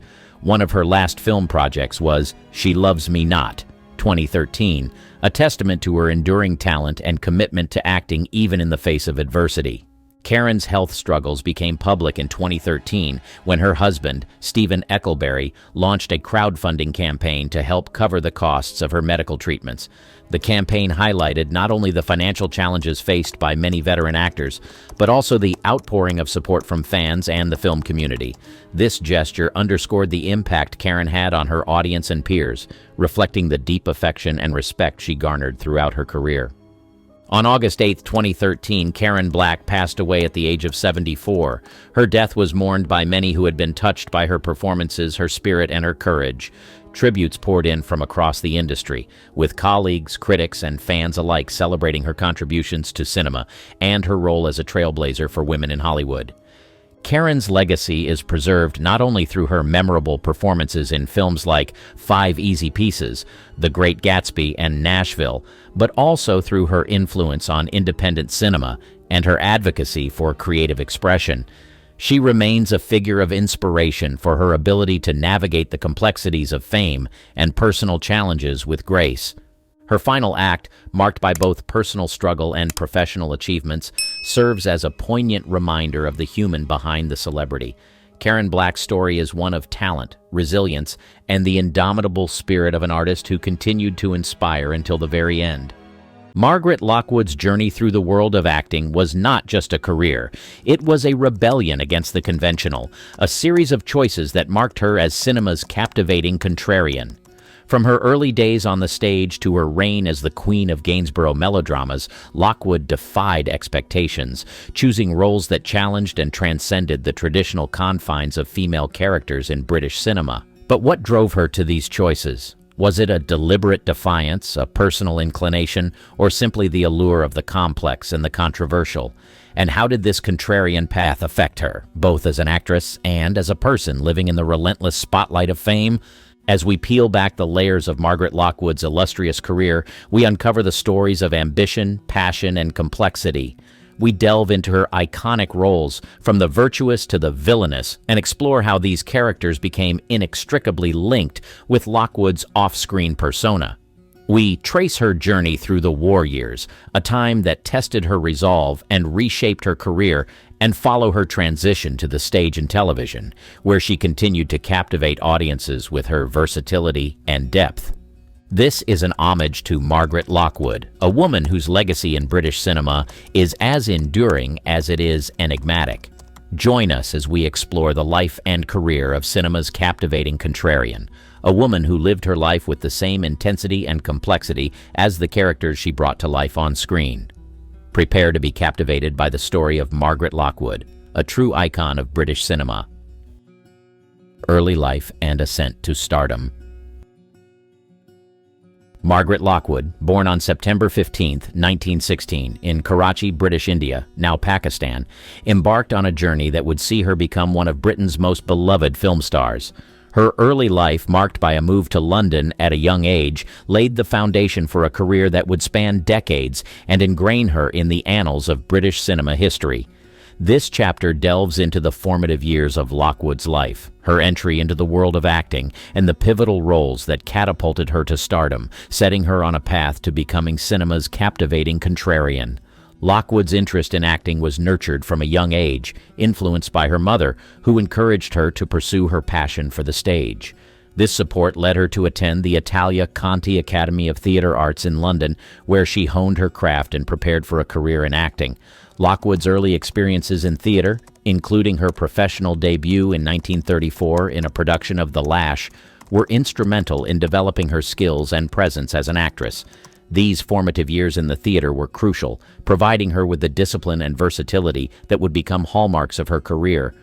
Lockwood's transition from the stage to the screen was marked by her film debut in Lorna Doone, 1934, a minor role that nonetheless offered her valuable experience in the burgeoning British film industry. However, it was her performance in The Man in Grey, 1943, that truly marked her ascent to stardom. In this film, part of the Gainsborough melodramas, Lockwood's portrayal of the malevolent Hester Shaw showcased her ability to captivate audiences with her complex characterizations, setting her apart from her contemporaries. The Man in Grey was a turning point for Lockwood, both professionally and personally. The film's success catapulted her to fame, establishing her as a leading lady in British cinema.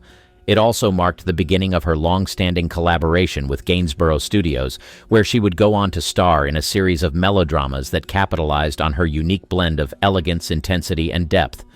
Films such as Love Story, 1944, and The Wicked Lady, 1945, further solidified her status as a cinematic icon, with Lockwood's performances earning critical acclaim and drawing audiences with their blend of romance, intrigue, and drama. Lockwood's ascent to stardom was not without its challenges. The British film industry, like its Hollywood counterpart, was a male-dominated field, with limited roles for women that often relegated them to secondary status. Lockwood's choice of roles, often strong, complex women who defied societal expectations, was both a reflection of her personal convictions and a strategic career move. By choosing such roles, Lockwood not only challenged the industry's gender norms, but also carved out a niche for herself as an actress capable of delivering powerful performances that resonated with audiences. The Gainsborough melodramas. Margaret Lockwood's career took a definitive turn with her roles in the Gainsborough melodramas during the 1940s, a period that not only marked her ascent to stardom, but also saw her becoming the embodiment of a certain kind of on-screen femininity that was both alluring and complex. The Gainsborough melodramas, known for their lavish costumes, intricate plots, and emotional intensity, provided the perfect backdrop for Lockwood to showcase her range as an actress. This chapter delves into her involvement in these films, focusing on how they shaped her public persona and contributed to her image as cinema's captivating contrarian. The Gainsborough melodramas were a series of films produced by Gainsborough Pictures, which became immensely popular in wartime Britain. They were characterized by their romantic and often scandalous narratives, which stood in stark contrast to the realities of wartime austerity. Lockwood's roles in these films, particularly in The Man in Grey, 1943, and The Wicked Lady, 1945, catapulted her to the status of a national icon. In The Man in Grey, Lockwood's portrayal of the malevolent Hester Shaw revealed her ability to inhabit morally complex characters, challenging the audience's perceptions and sympathies. Her performance in The Wicked Lady further cemented her status as a leading lady capable of carrying a film with her nuanced portrayal of Barbara Worth, a character driven by passion and ambition. Lockwood's roles in these melodramas were significant for several reasons. Firstly, they allowed her to break away from the more traditional roles assigned to women in British cinema, offering her opportunities to explore characters with depth, agency, and complexity. Secondly, these roles resonated with the British public, who were drawn to the escapism offered by the melodramas. Lockwood's characters, often women who defied societal norms and pursued their desires unabashedly, offered a form of vicarious liberation to audiences confined by the strictures of wartime Britain. The impact of the Gainsborough melodramas on Lockwood's career was profound. They established her as a versatile actress capable of drawing audiences into the emotional landscapes of her characters. Moreover, these films showcased Lockwood's ability to navigate the dualities of her roles, women who were at once desirable and dangerous, vulnerable and powerful. This complexity made her performances stand out and contributed to her lasting legacy in British cinema. However, Lockwood's association with the melodramas also presented challenges. The typecasting inherent in her success with these films meant that she had to work harder to find roles that allowed her to step outside the melodramatic genre and demonstrate her range as an actress. Despite these challenges, Lockwood's work in the Gainsborough melodramas remains a testament to her skill, charisma, and enduring appeal as an actress. Iconic roles and performances. Beyond the Gainsborough melodramas, Lockwood's career was marked by a series of roles that showcased her ability to navigate a wide range of characters, from the ingenue to the femme fatale, each imbued with her unique blend of charisma and complexity.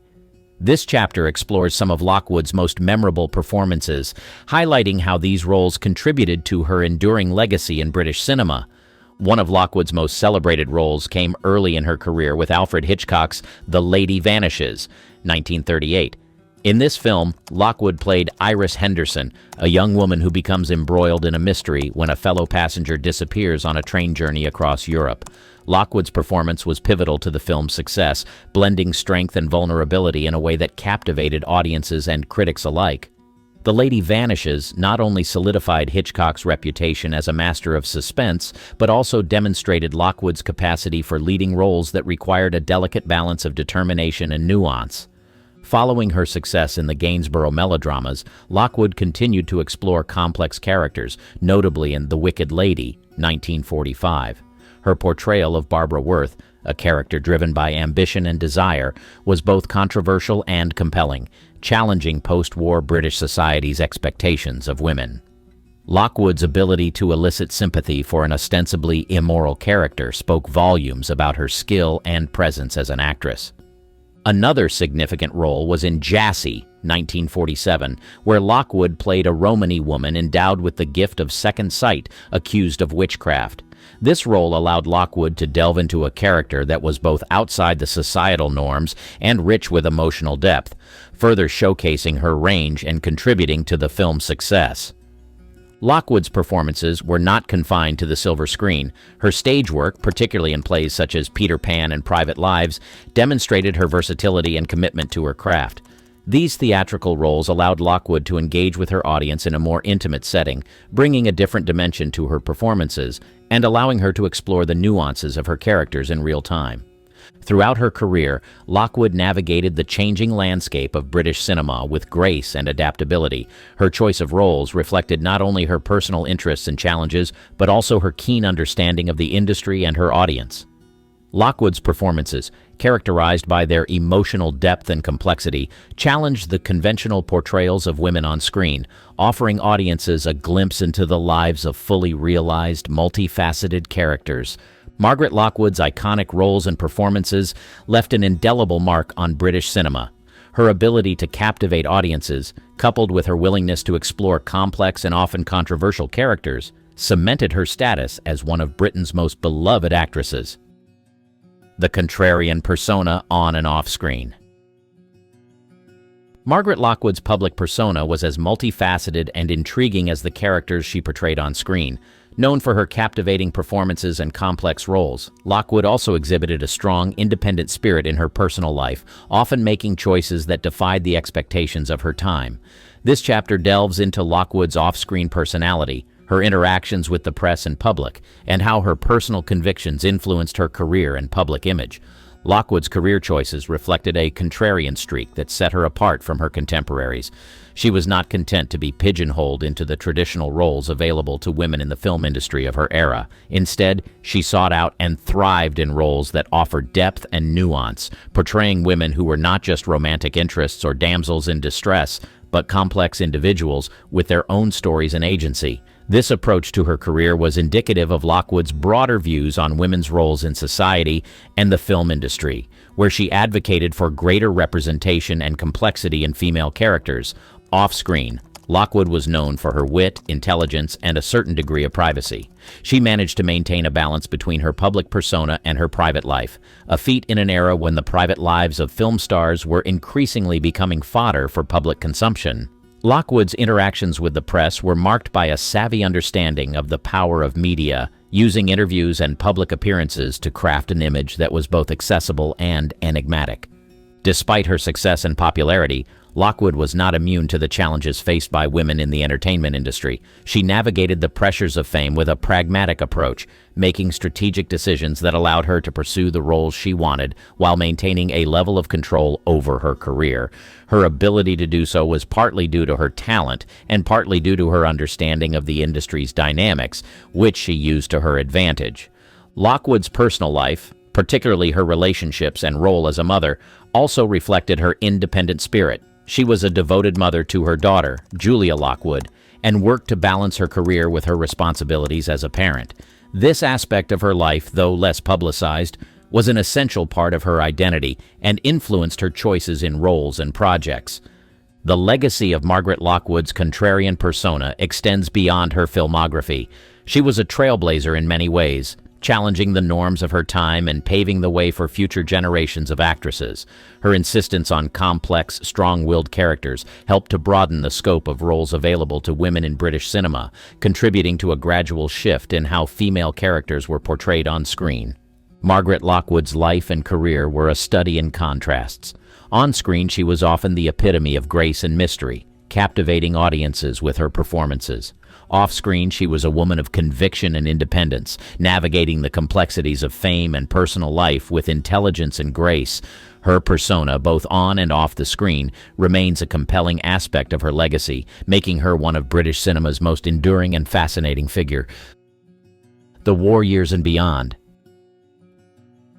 The war years marked a pivotal period in Margaret Lockwood's career, reflecting a time when the entertainment industry was deeply intertwined with the national war effort. Lockwood's roles during this period took on a new dimension, as British cinema sought to boost morale and support the war effort. Post-war, her career transitioned as she embraced new opportunities in television and stage, showcasing her versatility as an actress.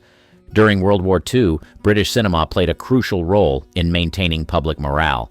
Lockwood starred in The Lady Vanishes, 1938, directed by Alfred Hitchcock before the war's outbreak, which became a significant success both in the UK and internationally. However, it was her work in films such as Love Story, 1944, where she played a concert pianist who goes blind, that resonated with wartime audiences.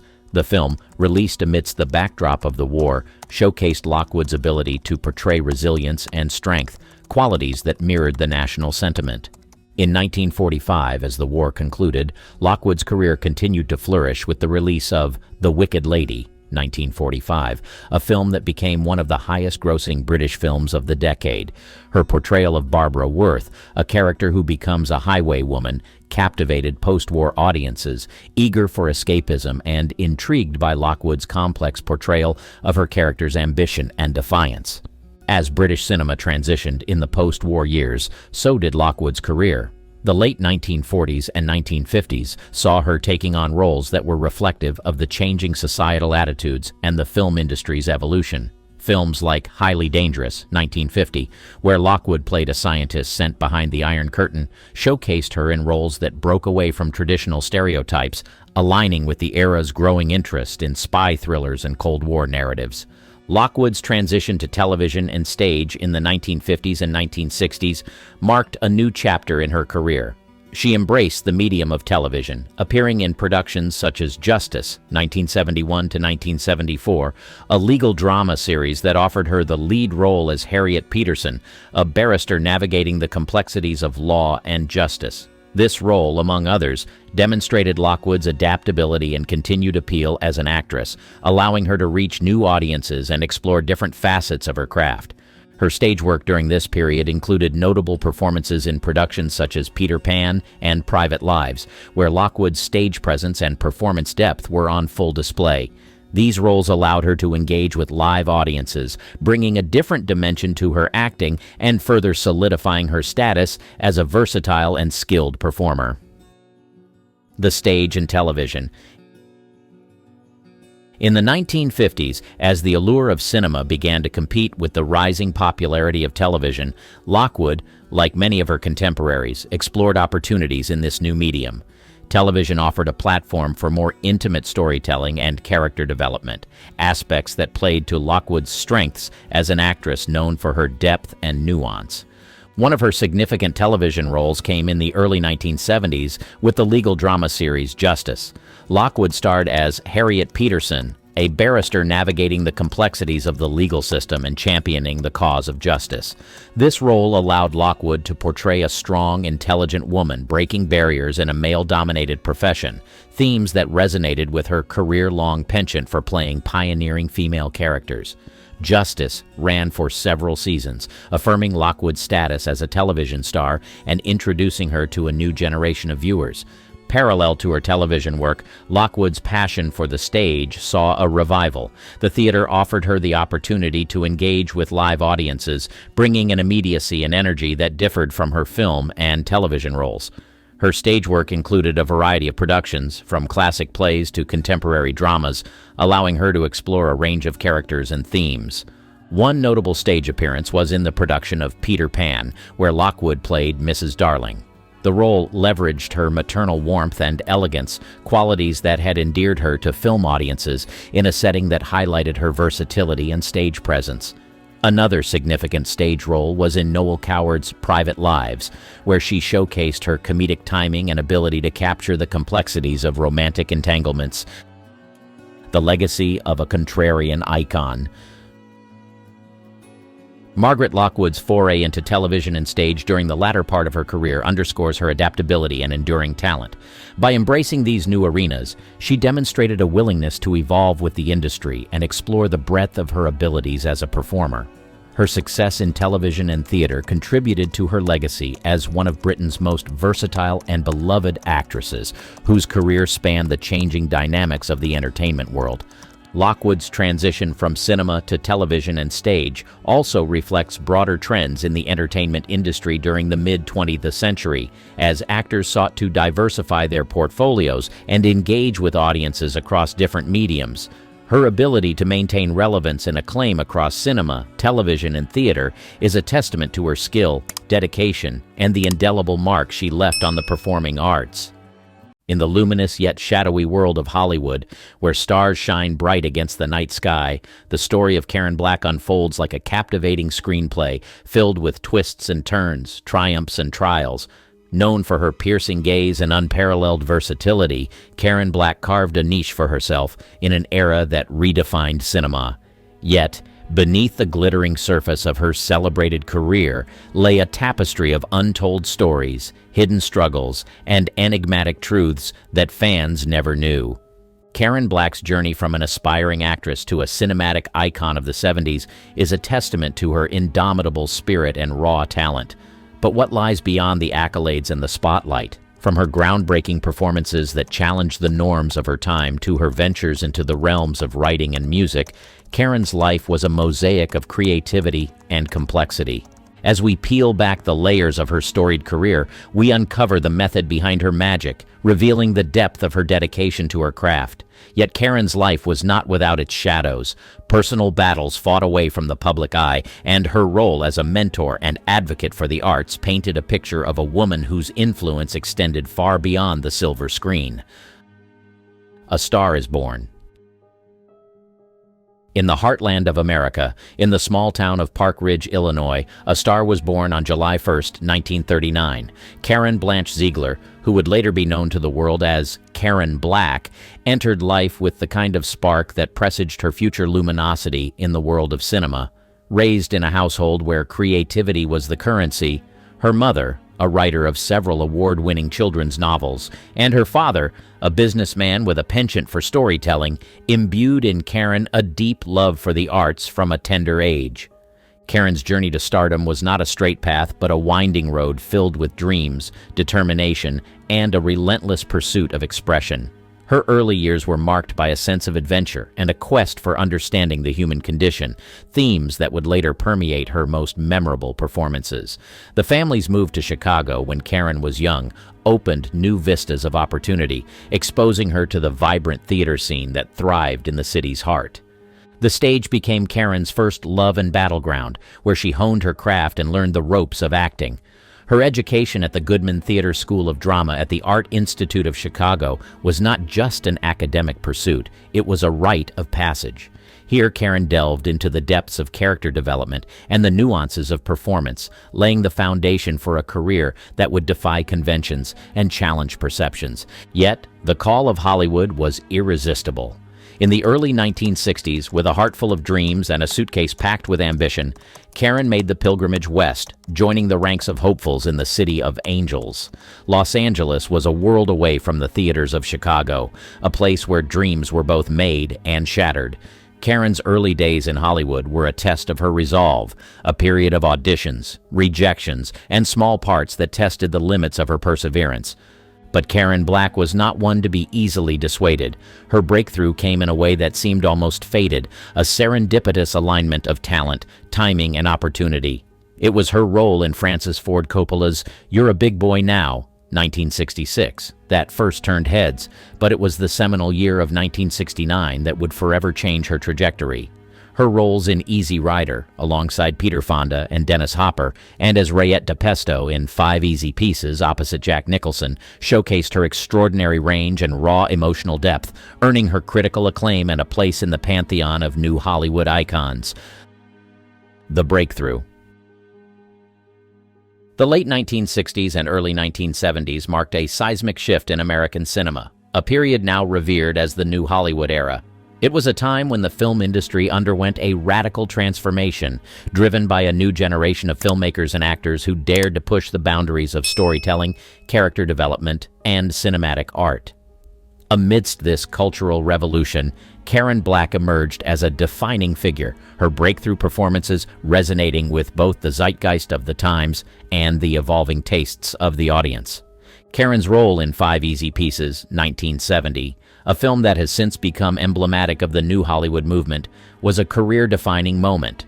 Portraying Rayette DePesto, a waitress who embodies the complexities of love, longing, and societal displacement, Karen delivered a performance that was both heart-wrenching and deeply human. Her ability to convey the subtleties of emotion and vulnerability earned her an Academy Award nomination for Best Supporting Actress, cementing her status as one of the era's most talented and versatile actors.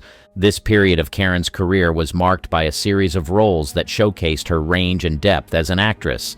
In The Great Gatsby, 1974, she took on the role of Myrtle Wilson, bringing to life the tragic figure with a performance that was both nuanced and powerful. Her portrayal of Myrtle's desperation and doomed aspirations highlighted Karen's skill in capturing the essence of complex characters, further establishing her as a force to be reckoned with in Hollywood. Another significant milestone came with her role in Airport 1975, where Karen played the stewardess Nancy Pryor.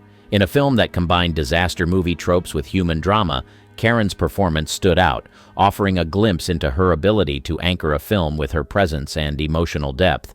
This role, among others, demonstrated her versatility and helped solidify her reputation as one of the most reliable and compelling actresses of her time. The method behind the magic. Karen Black's approach to her craft was as unique as the characters she brought to life on screen.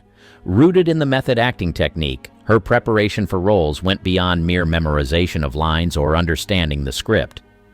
Karen delved deep into the psyche of her characters, seeking to inhabit their world fully and bring an authenticity to her performances that resonated with audiences and critics alike.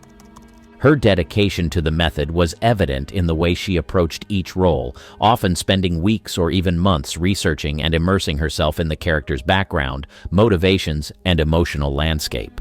This intense preparation process allowed Karen to deliver performances that were not only compelling, but also deeply human, capturing the complexities and nuances of the characters she portrayed.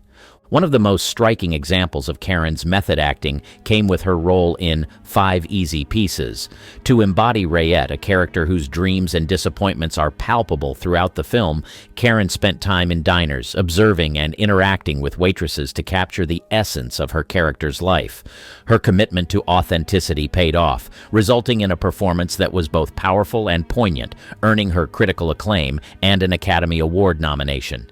Karen's ability to transform herself for her roles was not limited to dramatic parts. In Trilogy of Terror, 1975, a made-for-television anthology horror film, she showcased her versatility by playing 4 distinct characters, including a tormented college student and a woman terrorized by a Zuni fetish doll. Her performances in this film highlighted her skill in navigating a range of emotions and genres, from terror to despair, further cementing her status as a versatile and talented actress. Behind the magic of Karen Black's performances was a relentless pursuit of truth in her portrayal of characters. Whether it was through meticulous research, physical transformation, or emotional immersion, Karen's method acting technique was a testament to her dedication to her craft and her desire to connect with audiences on a profound level. Her legacy as an actress is not only defined by the roles she played, but also by the depth and authenticity she brought to each character, leaving an indelible mark on the world of cinema. Hidden talents. Karen Black's artistry extended far beyond the silver screen, revealing a woman of multifaceted talents and interests. While audiences around the world knew her as a captivating actress, many were unaware of the depth of her creativity, which flowed through her veins like an unending river, touching the shores of music, writing, and more. Music was one of Karen's most profound hidden talents.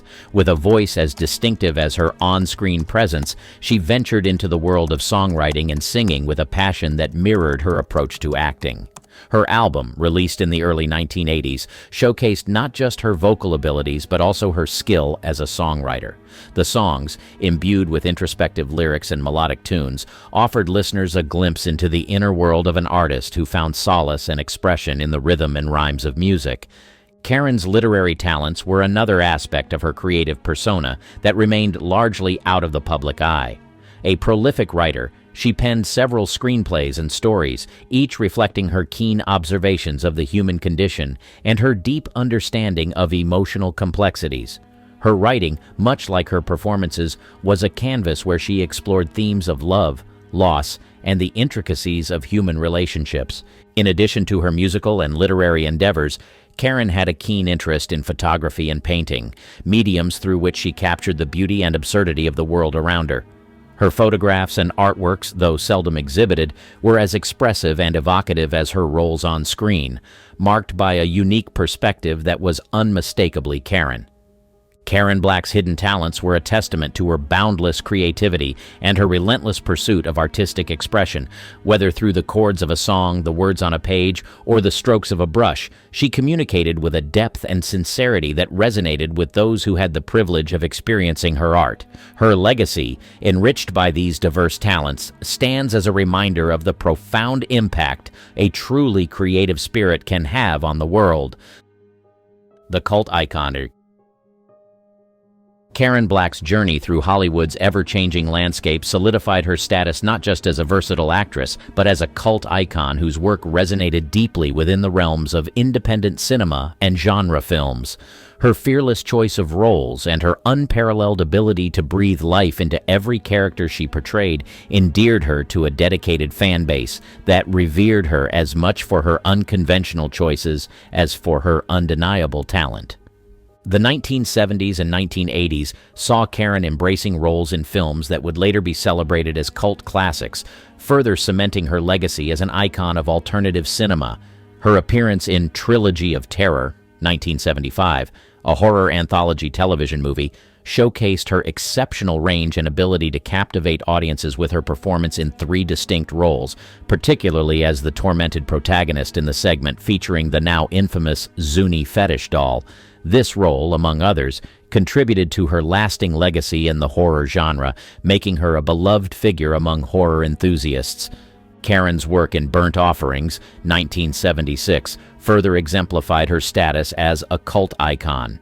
In this haunted house thriller, her portrayal of a wife and mother slowly succumbing to the malevolent forces of her family's new home highlighted her skill in navigating the psychological depths of her characters, earning the film a special place in the hearts of horror aficionados. Beyond horror, Karen's roles in independent films and her collaborations with pioneering directors of the time played a significant role in her cult iconography. Her ability to seamlessly transition between genres, from drama to horror to comedy, showcased her versatility and fearless approach to her craft. This adaptability made her a favorite among directors looking for an actress who could bring complexity and authenticity to challenging roles. Personal struggles, public battles. Karen Black's luminous career and diverse artistic pursuits were often shadowed by personal struggles and public battles that tested her resilience and fortitude. Despite the challenges she faced, Karen's spirit remained unbroken, exemplifying her strength and determination to overcome adversity. One of the most significant struggles in Karen's life was her battle with health issues that emerged later in her career. In 2010, Karen was diagnosed with ampullary cancer, a rare form of cancer that affects the bile duct. The diagnosis marked the beginning of a difficult journey, as Karen underwent several medical treatments, including surgery and chemotherapy, in an effort to combat the disease. Her fight against cancer was not only a personal struggle, but also a public battle, as she shared her experiences with her fans and the world, showcasing her vulnerability and humanity. Karen's health battle took a toll on her professionally, as it limited her ability to work and take on new projects. However, her determination to continue acting and her passion for the arts never waned. Even during her treatment, Karen sought to remain active in the creative community, participating in projects as much as her health would allow and continuing to inspire those around her with her resilience. In addition to her health struggles, Karen faced financial difficulties that were exacerbated by her medical expenses. In 2013, her family launched a crowdfunding campaign to help cover the costs of her treatment, revealing the extent of her financial strain. The campaign received an outpouring of support from fans and the film community, highlighting the deep affection and respect that many held for Karen. The mentor. Beyond her roles as an actress, Karen embraced the role of mentor with a generosity and passion that mirrored her approach to her craft.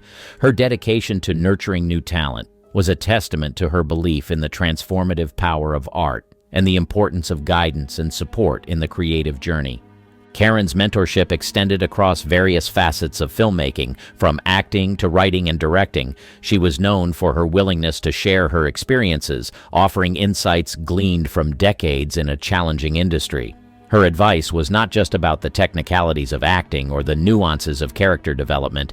It was also about navigating the complexities of the film industry, maintaining artistic integrity, and the importance of resilience.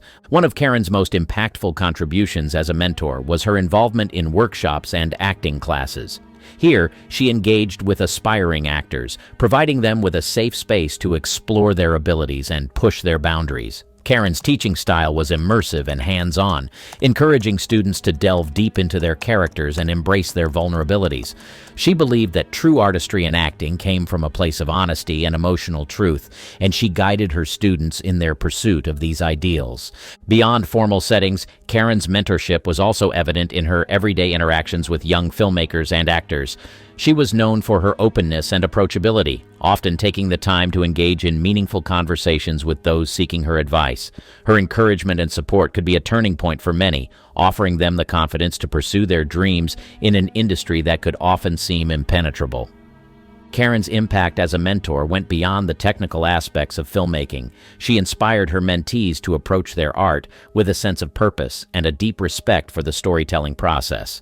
She emphasized the importance of empathy and emotional intelligence in creating work that resonated with audiences. Her guidance helped shape a new generation of artists, imbuing them with a sense of responsibility to their craft and to the stories they chose to tell. Moreover, Karen's mentorship reflected her broader vision for the film industry, a community where collaboration and mutual support were foundational values. She envisioned a space where creativity was nurtured and diverse voices were celebrated, paving the way for a more inclusive and dynamic cinematic landscape. An unconventional style. Karen Black's style was a vivid reflection of her era's cultural shifts, embodying the spirit of the 1960s and 70s with a distinctive flair that set her apart in Hollywood's fashion landscape. Her approach to fashion was as eclectic and daring as the roles she chose, making her a style icon who defied the conventional norms of celebrity dressing. In the 1970s, when Black's career was at its zenith, fashion was undergoing a radical transformation. The decade celebrated individuality and self-expression with influences ranging from the bohemian to the disco. Karen navigated these trends with an innate sense of style that was both of the moment and timeless. She was often seen in maxi dresses, a staple of 70s fashion, which she styled with her unique twist, incorporating bold prints and unconventional accessories that highlighted her artistic sensibility. Karen's public appearances were marked by her preference for outfits that blended glamour with a touch of the avant-garde.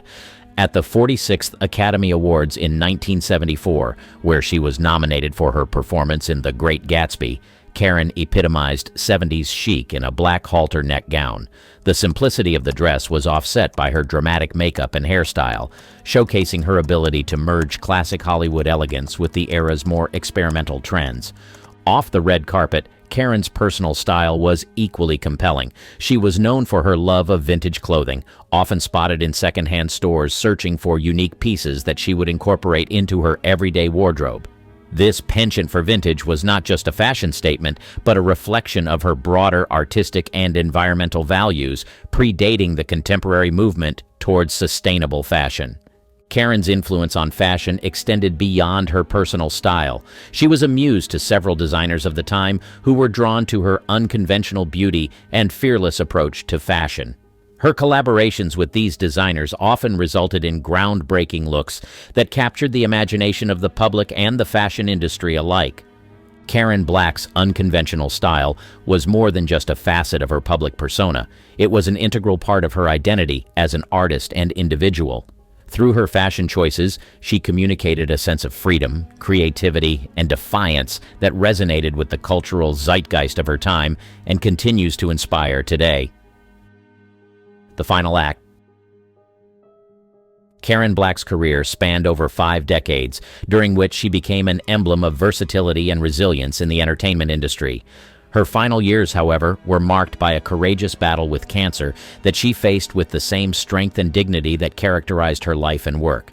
In 2010, Karen was diagnosed with ampullary cancer, leading to an extensive medical battle that included surgery and chemotherapy. Despite the severity of her condition, she continued to work, showcasing her unwavering dedication to her craft. One of her last film projects was She Loves Me Not, 2013, a testament to her enduring talent and commitment to acting even in the face of adversity. Karen's health struggles became public in 2013 when her husband, Stephen Eckelberry, launched a crowdfunding campaign to help cover the costs of her medical treatments. The campaign highlighted not only the financial challenges faced by many veteran actors, but also the outpouring of support from fans and the film community.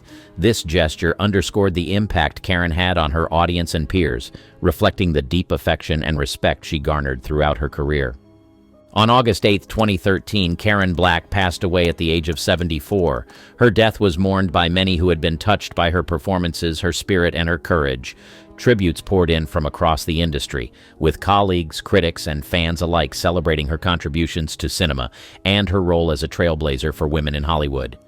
Karen's legacy is preserved not only through her memorable performances in films like 5 Easy Pieces, The Great Gatsby, and Nashville, but also through her influence on independent cinema and her advocacy for creative expression. She remains a figure of inspiration for her ability to navigate the complexities of fame and personal challenges with grace. Her final act, marked by both personal struggle and professional achievements, serves as a poignant reminder of the human behind the celebrity. Karen Black's story is one of talent, resilience, and the indomitable spirit of an artist who continued to inspire until the very end. From extramarital affairs to pure undiluted lust on set, some of the stars of Hollywood's golden age just couldn't help their attraction. But following your passions has its own consequences, and for these stars, a love child they were not expecting was the result of their trysts. The response to having love children differed between these talented stars. As a matter of fact, some kept it so much a secret that you'd be shocked when you find out the truth. Michael Lindsay Hogg. It is possible to hide an affair from the world, but the one thing that cannot be hidden is the striking resemblance between a child and his parents. Perhaps this was the reason why, no matter how much his mother denied it, Michael Lindsay Hogg believed that his father was not the man he grew up with. He had a gut feeling that his father was an actor he had seen a couple of times. If you have ever come across the mind-blowing artistic works of Michael Lindsay Hogg, you'll know that he is an embodiment of rare talent.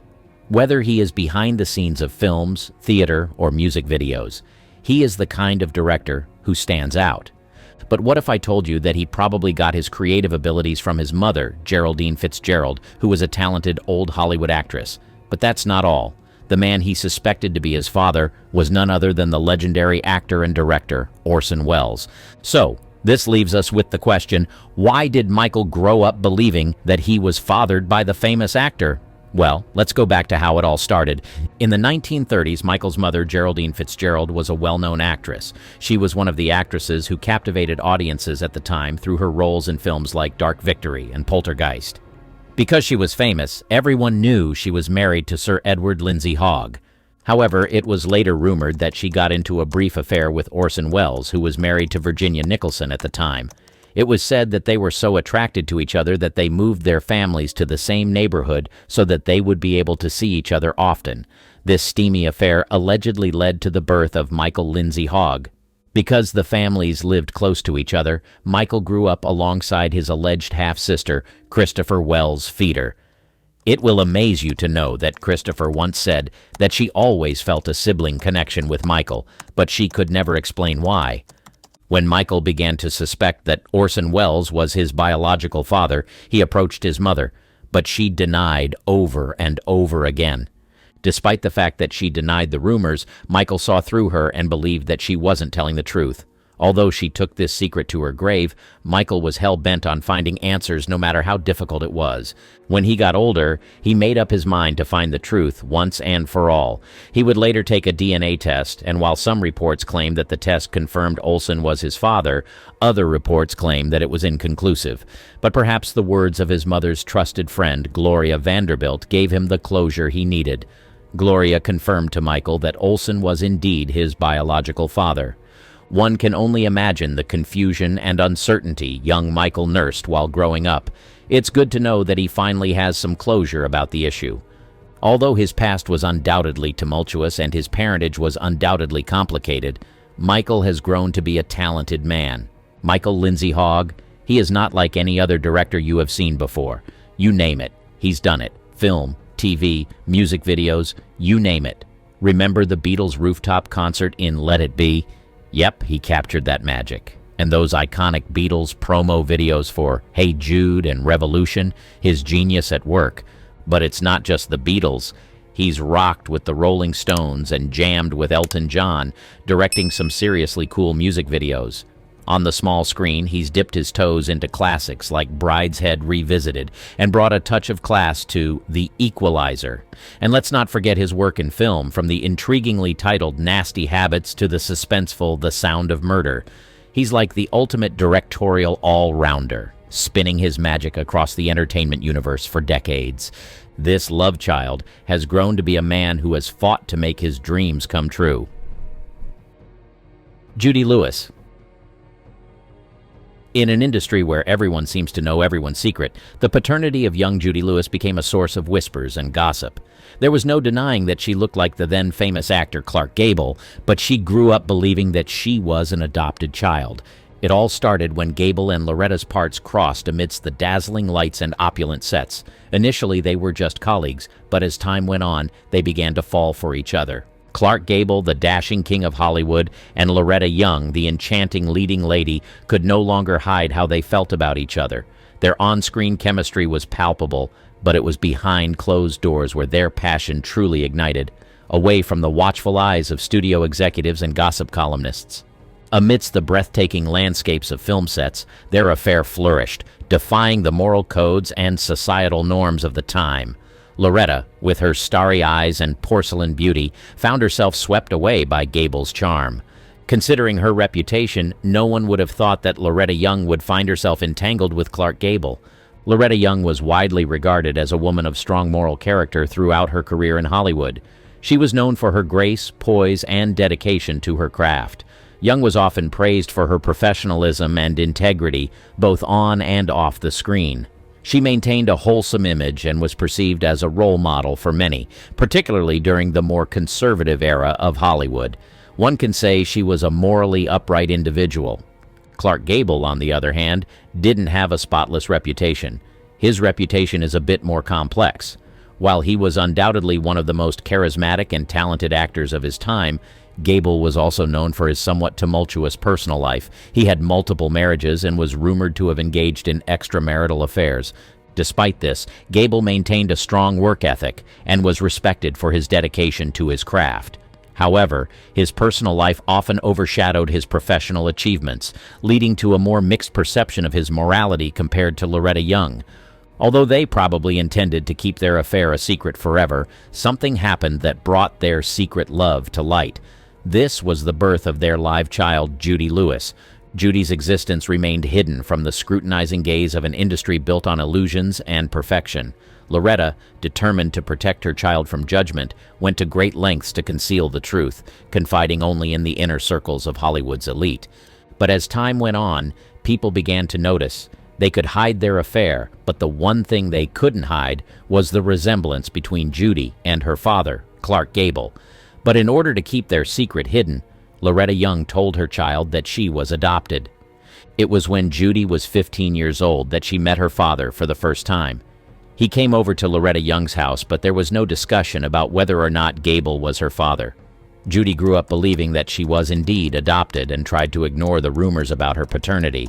Yet, as fate would have it, secrets have a way of surfacing. The revelation of Judy Lewis as the love child of Clark Gable and Loretta Young rocked the very foundation of Hollywood glamour. It was said that Judy found out that the famous actor was indeed her father, and not just her mother's friend on her wedding day. Judy, who was 31 years old at that time, confronted her mother and demanded nothing but the truth on her wedding day. Her mother, filled with emotions and regret, finally revealed the truth to her daughter. Judy, now a young woman, unveiled the long-guarded secret.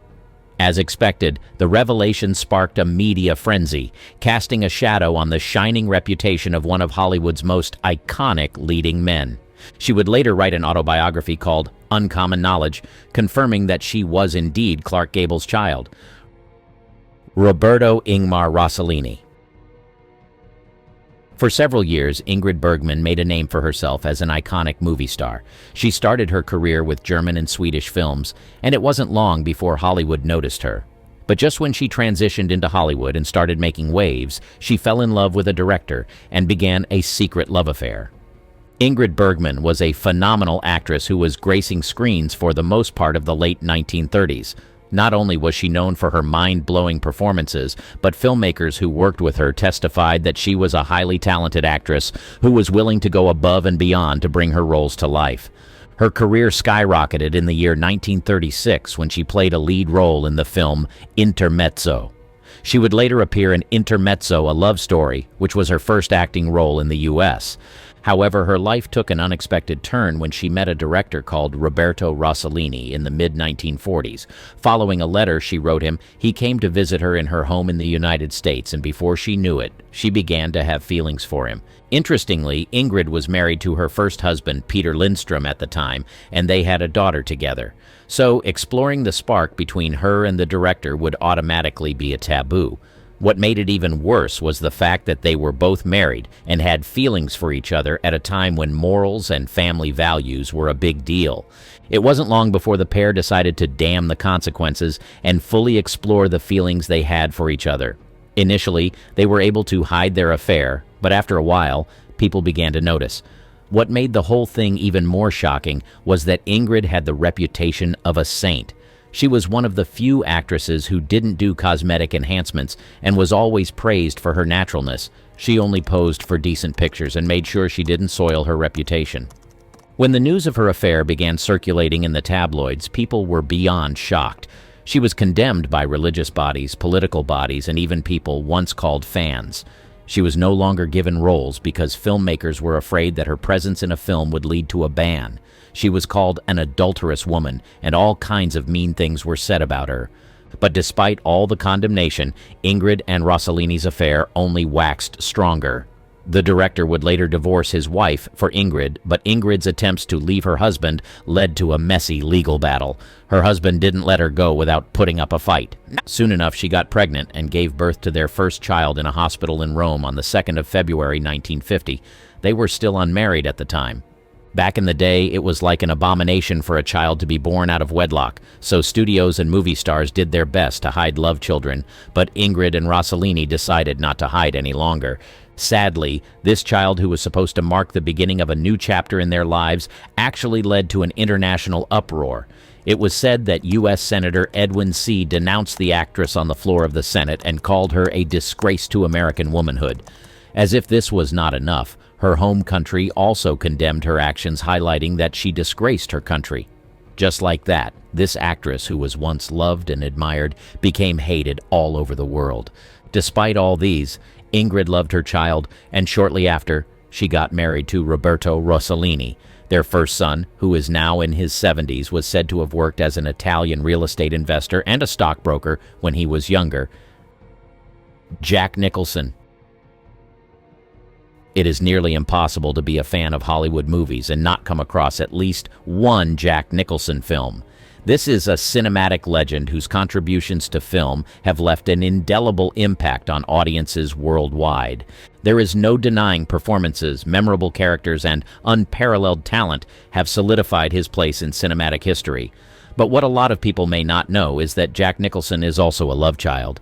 He grew up believing that his mother June was his sister, and that his grandmother Ethel May was his biological mother because of a difficult decision that his mother had to make when he was a baby. But how did this happen? What made Jack Nicholson believe that his mother was his sister? It all began in April 1937 when Jack Nicholson came into this world, but his beginnings were far from ordinary. His father, Donald Fursillo, was already married when he fell in love with a young girl and got her pregnant. Clearly, being involved with a girl who was way younger than him was forbidden, and making it public was only going to get him into trouble. But Donald Fursillo couldn't hide his feelings for this girl, and he wanted to step up and do the right thing, so he decided that he was going to marry her. He set the plan in motion and tied the knot with 17-year-old showgirl June "Dink" Nicholson. But it was only when she said, "I do," that she found out that this Italian-American showman, Donald Fursillo, was keeping a big secret. Immediately, their fresh union was entangled by controversy, taboos, secrets, and lies, because not only was June underage, but Donald already had a wife. Despite this, Don really wanted to take responsibility for his child, and he didn't want June to raise Jack alone. Although Donald's intentions seemed pure, June didn't buy the idea. As soon as she found out that he was already married, she started looking for other ways to ensure that her child was well taken care of. As a young girl who was trying to make ends meet, she knew for a fact that she wouldn't be able to cater to the needs of her child, so she decided to make a difficult decision, which was sending Jack to live with her own parents instead. Because he began living with his grandparents at an early age, Jack grew up believing that his grandparents, Ethel and John Nicholson, were his parents. No matter how tempting it was, his mother never told him the truth about his biological parents. She treated him like a brother, even on days when she was yearning to play the role of a mother. It wasn't until he was 37 years old in 1974 that he discovered the truth. Imagine finding out at that age that the people you thought were your parents were actually your grandparents. It must have been a shock, but the surprises in Jack's life didn't end there. He had quite a colorful romantic life himself. He was married to Sandra Knight in the 1960s, and they had a daughter named Jennifer. But Jack's relationships weren't always conventional. He had affairs, one of which resulted in a daughter named Honey Holman. Honey was born during his 17-year relationship with actress Angelica Houston. Imagine the complexities of growing up in such a situation. Jack also had another daughter named Lorraine from another affair during his relationship with Angelica. Her mother was Rebecca Broussard, who was actually an actress in one of Jack's films, The Two Jakes. Talk about drama both on and off the screen. And the surprises don't stop there. Actress Susan Anspach even claimed that Jack Nicholson might be the father of her son, Caleb Goddard. It seems like Jack's life was just as dramatic and intriguing as the movies he starred in. But despite his issues about his parentage, Jack Nicholson didn't allow himself to become a victim of his past. Over the years, he healed from whatever trauma the situation may have caused him and went on to create an amazing career. Today, Jack Nicholson is known as a renowned American actor, filmmaker, and producer who has left an indelible mark on the world of cinema. Nicholson's career spans several decades, and he is celebrated for his versatility, intensity, and iconic performances across a wide range of genres. He is perhaps best known for his captivating portrayals of complex and morally ambiguous characters. One of his most iconic roles came in the 1975 film One Flew Over the Cuckoo's Nest, where he played the rebellious and charismatic Randall McMurphy, a patient in a mental institution. This performance earned Nicholson his first Academy Award for Best Actor, solidifying his status as one of the greatest actors of his generation. But he didn't stop there. He kept on pouring into his craft and creating in a mind-blowing way. Another landmark role for Nicholson was in Stanley Kubrick's 1980 horror classic, The Shining, where he delivered a chilling and unforgettable performance as Jack Torrance, a writer driven to madness while serving as the winter caretaker of the haunted Overlook Hotel. Throughout his illustrious career, Nicholson has showcased his remarkable range in films such as Chinatown, Terms of Endearment, Batman, As Good as It Gets, and About Schmidt, among many others. Isn't it amazing that Jack Nicholson became everything he ever dreamed of becoming and never allowed his past to dictate his future? From his unconventional parentage to his colorful romantic life, Jack's story is one that keeps people captivated. Who would have thought that behind that iconic smile lay such a fascinating tale? Allegra Houston. If you asked young Allegra Houston who her dad was, she would tell you that he was none other than the famous director, John Huston. Why? Because for as long as she could remember, he was the man she called Dad. But as she grew older, she became uncertain and began to wonder if Huston was really her father. Born on the 26th of August, 1964, Allegra was the product of an affair her mother Enrica had with John Julius Norwich, the Viscount of Norwich. However, Allegra grew up believing that she was the daughter of the famous film director John Huston. Growing up, Allegra had no doubt that John Huston was her biological father. She was raised in a world where she thought she was part of his family, with siblings who shared the same name. But her life took a surprising turn when she discovered the truth about her parentage. It wasn't until later in life that Allegra learned about her true biological father and the circumstances surrounding her birth. Her mother, Enrica, was married to John Huston for several years, but in the early 1960s, they had a major marital problem, and they became estranged. It was during this period that Enrica began an affair with John Norwich. Their affair would later lead to her getting pregnant and giving birth to Allegra. Tragically, her mother, Enrica, passed away in a car accident in 1969, and Allegra was only 4 years old at the time. Despite the loss, John Huston stepped in and raised Allegra as his own daughter, showing immense love and devotion. A lot of people were shocked that he raised someone else's child like his old child. Imagine the emotions Allegra must have felt when she discovered the truth. How did she react? How did she come to terms with having two fathers and two sets of siblings? These are questions that likely ran through her mind as she navigated this complex family dynamic. Allegra eventually found solace in writing her autobiography, Love Child, a memoir of family lost and found. In this memoir, she didn't hold back as she delved into her unique upbringing, exploring the complexities of her identity as both American and English, and the challenges she faced growing up with this secret. But Allegra has not allowed her past to define her. She is now a successful writer, carving her own path in the world of literature. Despite the challenges she faced, she has embraced her past while building a fulfilling future of her own. On the 16th of February 1945, in the heart of New York City's illustrious theater district, a relatively unknown Vera Ellen took to the stage of the Music Box Theater, premiering in Laughing Room Only. Little did the audience know they were witnessing the ascent of one of Hollywood's most gifted dancers, a woman whose name would become synonymous with unparalleled grace and agility in the annals of dance and cinema. Yet beneath the spotlight and the applause, the story of Vera Ellen remains a mosaic of hidden truths and lesser-known facts, obscured by the shadow of her more celebrated peers. As she pirouetted through the golden age of Hollywood, Vera Ellen not only etched her legacy in the realms of dance and film, but also left behind a trail of intrigue and mysteries, ripe for discovery. Today we delve into the enigmatic world of Vera Ellen, unearthing 8 facts that shed light on the life of a star who dazzled on screen, but whose true story remains as captivating as her performances. A prodigy in motion.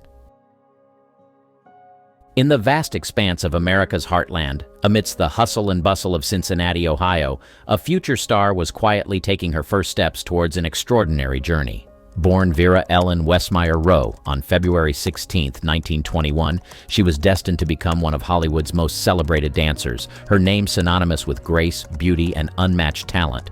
Yet the path from a modest Midwestern upbringing to the glitz and glamour of Hollywood was fraught with challenges, determination, and a relentless pursuit of perfection. From an early age, Vera Ellen displayed an innate passion for dance, a passion that her parents, Martin and Alma Rowe, would nurture, leading her to embark on a journey that would take her far from the familiar streets of Cincinnati. By the tender age of 10, Vera Ellen was already making a name for herself, winning local dance competitions and captivating audiences with her natural talent and poise. Her dedication and hard work paid off when she was accepted into the prestigious Hessler Dance Studio in Cincinnati, a testament to her budding talent and the first significant step in her journey to stardom. The years at Hessler were formative for Vera Ellen, honing her skills in a variety of dance styles, from ballet to tap and beyond. It was here that she began to develop the distinctive style that would later become her hallmark in Hollywood. However, Vera Ellen's ambitions extended far beyond the confines of Cincinnati. Driven by a dream to see her name in lights, she made the bold decision to leave home and head to New York City, the epicenter of entertainment, and a place where she believed her dreams could become a reality. Arriving in New York at the age of 18, Vera Ellen's determination quickly paid dividends. She made her Broadway debut in Very Warm for May in 1939, a performance that, while modest, marked the beginning of her ascent in the world of dance and theater. But it was her role in the Broadway hit By Jupiter in 1942 that truly showcased her talents to a wider audience, earning her critical acclaim and setting the stage for her transition from Broadway to the silver screen. The voice that rarely was heard. In an industry where the spoken word often carries as much weight as the physical expression, Vera Ellen's career stands as a testament to the power of movement over voice. Despite her prominence on the silver screen during Hollywood's golden era, her voice was a rare gem, seldom heard in her films. This chapter delves into the enigma of Vera Ellen's vocal silence, exploring the artistic and personal nuances that contributed to this unique aspect of her career. Vera Ellen's transition from Broadway to Hollywood in the early 1940s marked the beginning of a cinematic journey defined by dazzling dance sequences and visual spectacle. However, unlike many of her contemporaries who showcased their talents through both song and dance, Vera Ellen's voice was notably absent from her most iconic performances. This was not due to a lack of talent or versatility, but rather a reflection of the era's cinematic trends and the specific roles she embodied. One of the pivotal moments in this narrative occurred during the production of White Christmas in 1954, a film that remains a beloved classic to this day. Despite being a musical, Vera Ellen's singing parts were dubbed by other artists, a common practice at the time for actors whose vocal strengths were deemed less than their co-stars. This decision by the filmmakers was not a reflection on her abilities, but rather a strategic choice to match the musical style of the film. The reasons behind the dubbing of Vera Ellen's voice in her musical films are multifaceted. Firstly, the studio system often prioritized a uniform sound that could be easily marketed, leading to the employment of professional singers to dub the voices of actors. Secondly, Vera Ellen's primary identity in Hollywood was that of a dancer, and her roles were crafted to highlight her extraordinary talents in ballet, tap, and jazz, often sidelining her vocal performance. Despite the rarity of her voice in films, Vera Ellen's silence speaks volumes about her dedication to her craft. She understood that her strength lay in her ability to convey emotion, narrative, and character through movement. Her performances transcended the need for vocal expression, allowing audiences to focus on the visual poetry of her dance. The decision to let her dance do the talking did not diminish Vera Ellen's impact on Hollywood or her audience.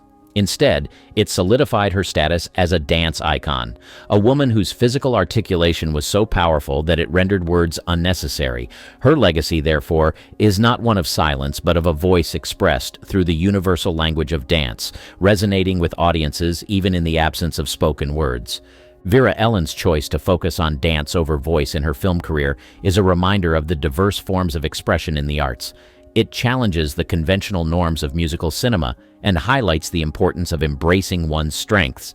In Vera Ellen's case, her voice, though rarely heard, was profoundly felt in every step, leap, and twirl, leaving an indelible mark on the history of film and dance. A pioneer of dance styles, Vera Ellen's impact on the dance world transcends her performances. She was instrumental in introducing and popularizing a variety of dance styles to Hollywood's silver screen.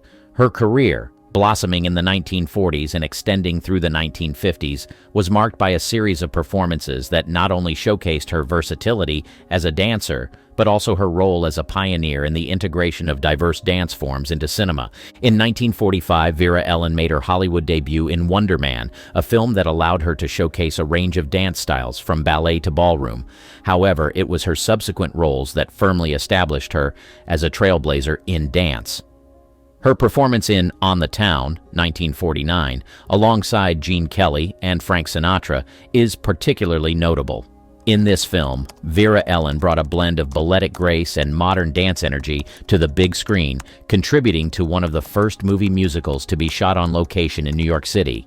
This approach not only highlighted her dance skills, but also demonstrated how dance could be integrated into the narrative, enhancing the realism and dynamism of the film.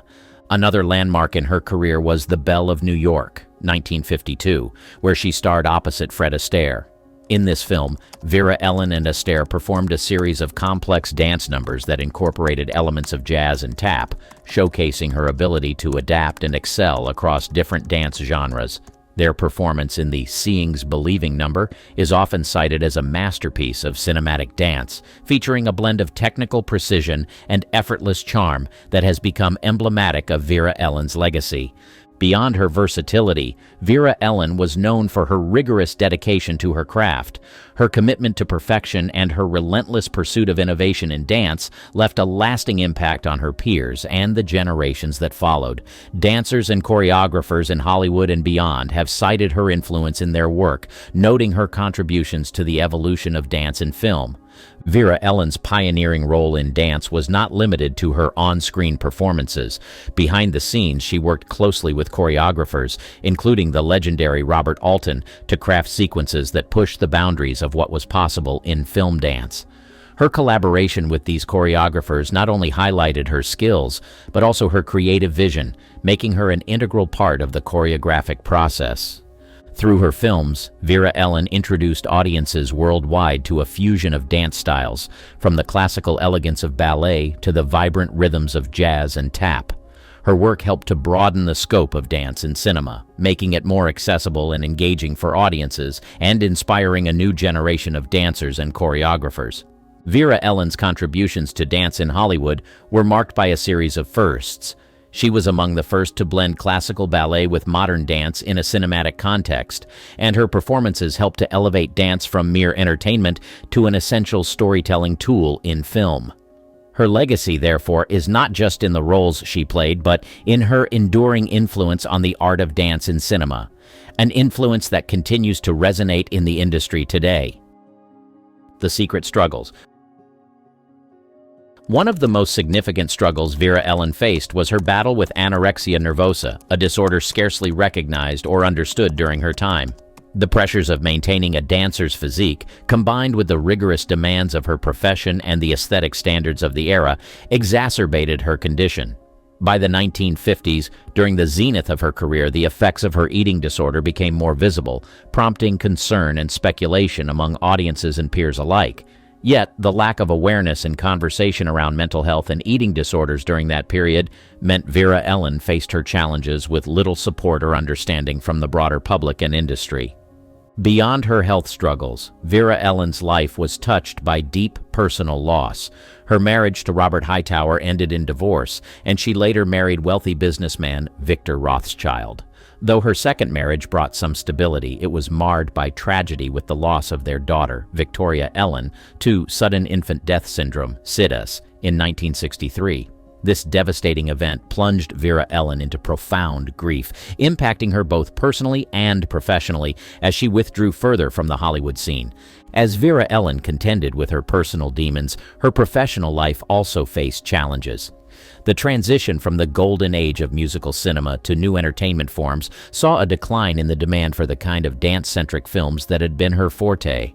The changing landscape of Hollywood, combined with her health and personal issues, led to a sense of professional isolation, despite her significant contributions to the industry. Despite these struggles, Vera Ellen's legacy in dance and film remains undisputed. Her technical proficiency, combined with a profound expressive capability, set her apart as one of the era's most talented performers. However, the silence around her personal battles during her lifetime and the years following her death on August 30th, 1981, underscores the often overlooked human aspect behind the glitz and glamour of Hollywood stardom. The costume mystery. Vera Ellen's career in Hollywood was as much a visual feast as it was a showcase of talent, with her costumes playing a pivotal role in her on-screen persona.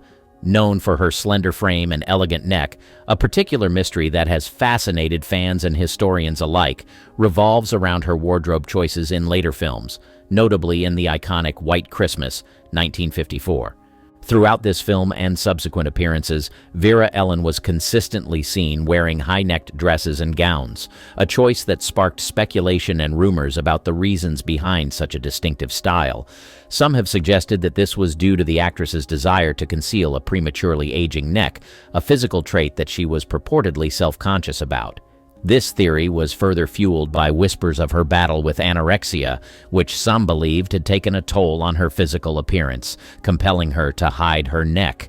However, contrary to the rumors, those close to Vera Ellen and costume designers who worked with her have offered alternative explanations, emphasizing her love for fashion and her active involvement in the selection and design of her costumes.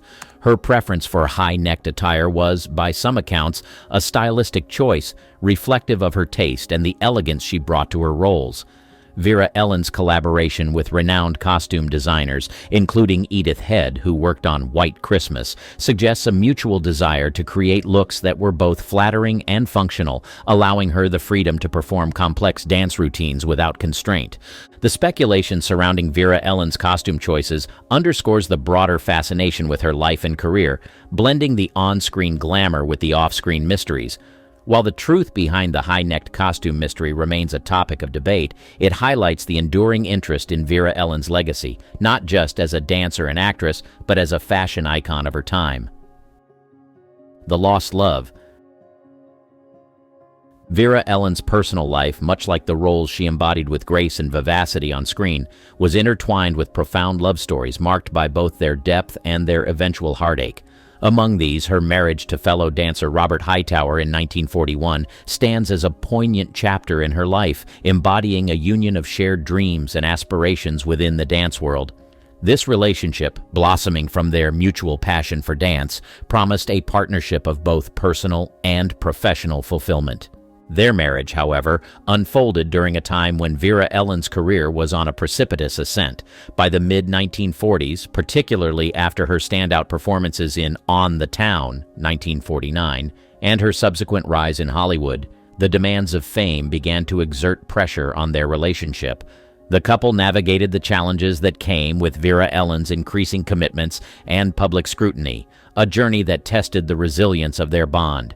In 1945, amidst the glittering yet relentless pace of Hollywood, Vera Ellen and Robert Hightower's marriage faced its ultimate test.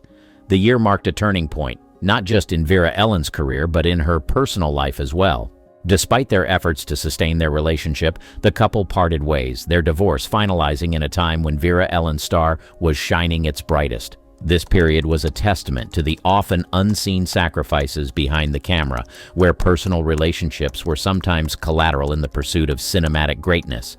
The end of her marriage to Hightower was a loss that Vera Ellen felt deeply, a chapter that closed with lingering questions about what might have been. Yet, her capacity to find love anew was evident in her subsequent marriage to Victor Rothschild in 1954. This relationship offered a semblance of stability and a new beginning, highlighting Vera Ellen's resilience and her enduring hope for personal happiness beyond the shadows of her lost love. However, tragedy struck again with the untimely death of her daughter with Rothschild, a devastating blow that left an indelible mark on Vera Ellen's life.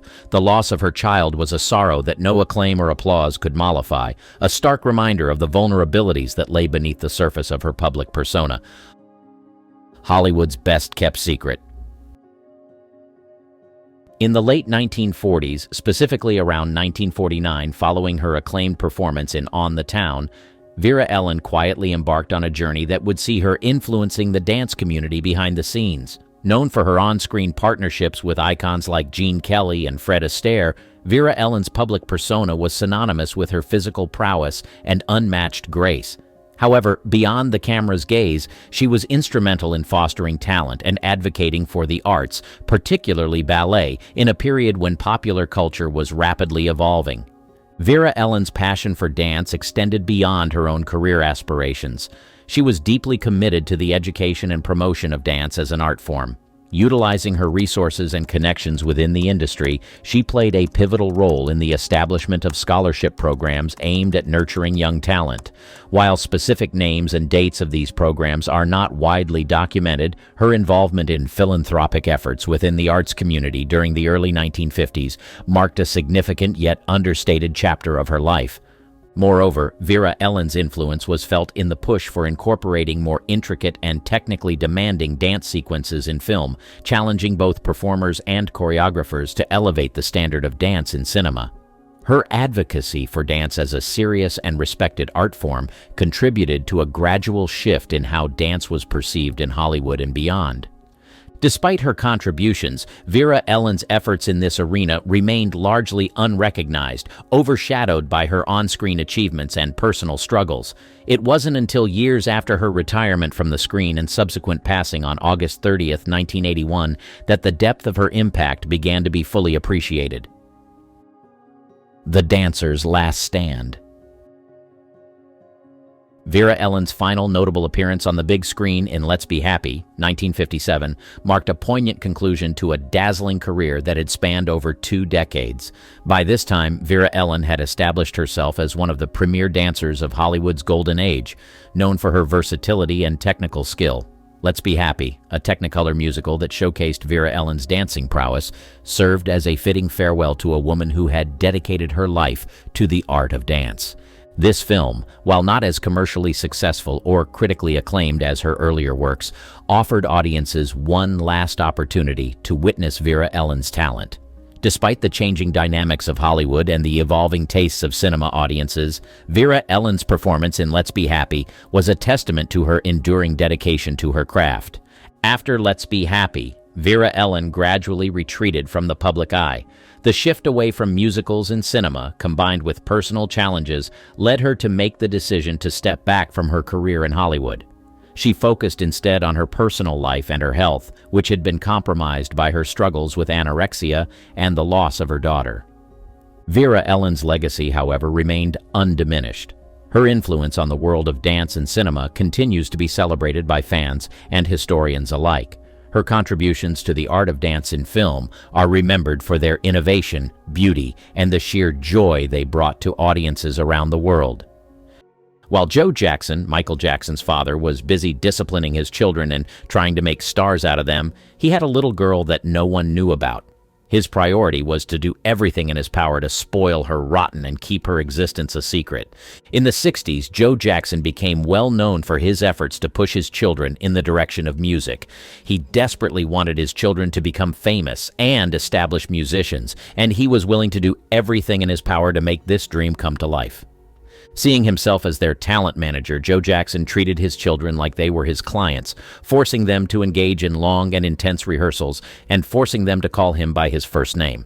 While his efforts to make his kids successful in the industry were absolutely normal, as any parent would want their child to succeed, it was later revealed that he sometimes used harsh methods to get his kids in line.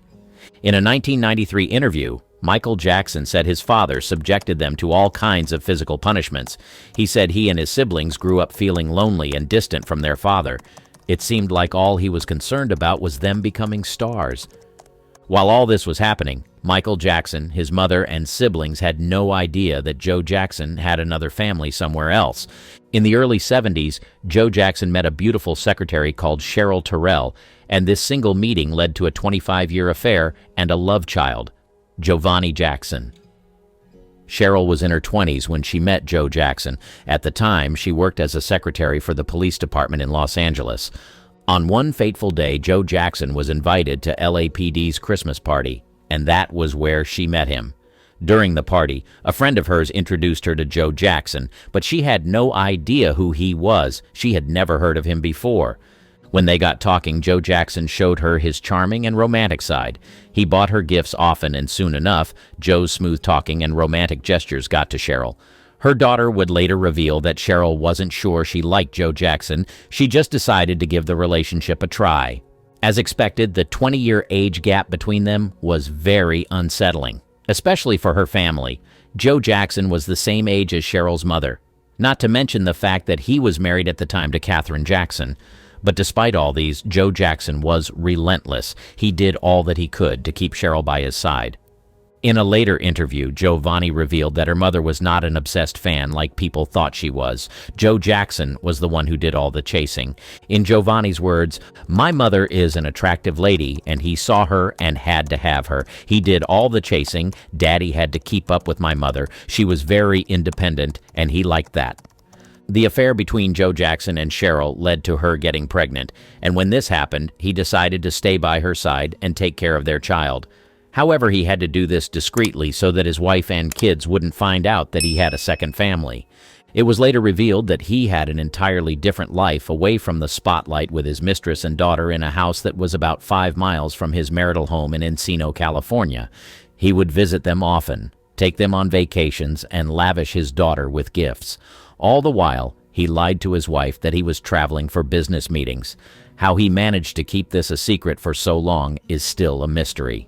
His daughter explained that Joe Jackson always warned her not to tell anyone about her life. She rarely has friends, and he did everything he could to hide her and her mother from prying eyes. Her entire life was hush-hush. There were places she could not visit in her neighborhood, grocery stores they could never shop at, secrets she could never reveal. Joe Jackson lived with a permanent fear of being caught. He knew that if a reporter or a loved one saw him, his secret would be out in the open. As a result of this, she didn't exactly have a normal childhood, but Joe Jackson made sure he showered her with love. In her words, "He was very much a presence in my life. I was a daddy's girl.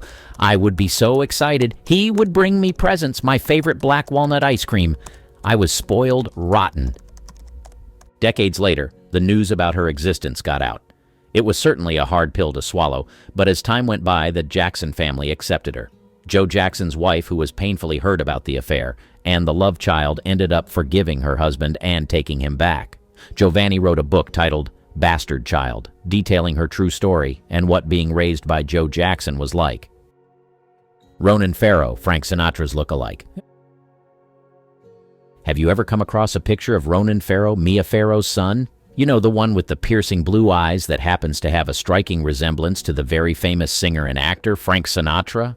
Over the years, the 36-year-old journalist has made a name for himself through his works, and he is even known as one of the journalists who passionately did the investigative reporting on allegations of sexual abuse against the movie mogul Harvey Weinstein. His reports would later be published in the New York Magazine.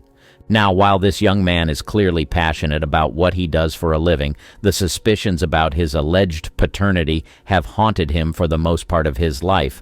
Although he grew up knowing without a shadow of doubt that Woody Allen was his father, the resemblance between him and the legendary singer Frank Sinatra cannot be ignored.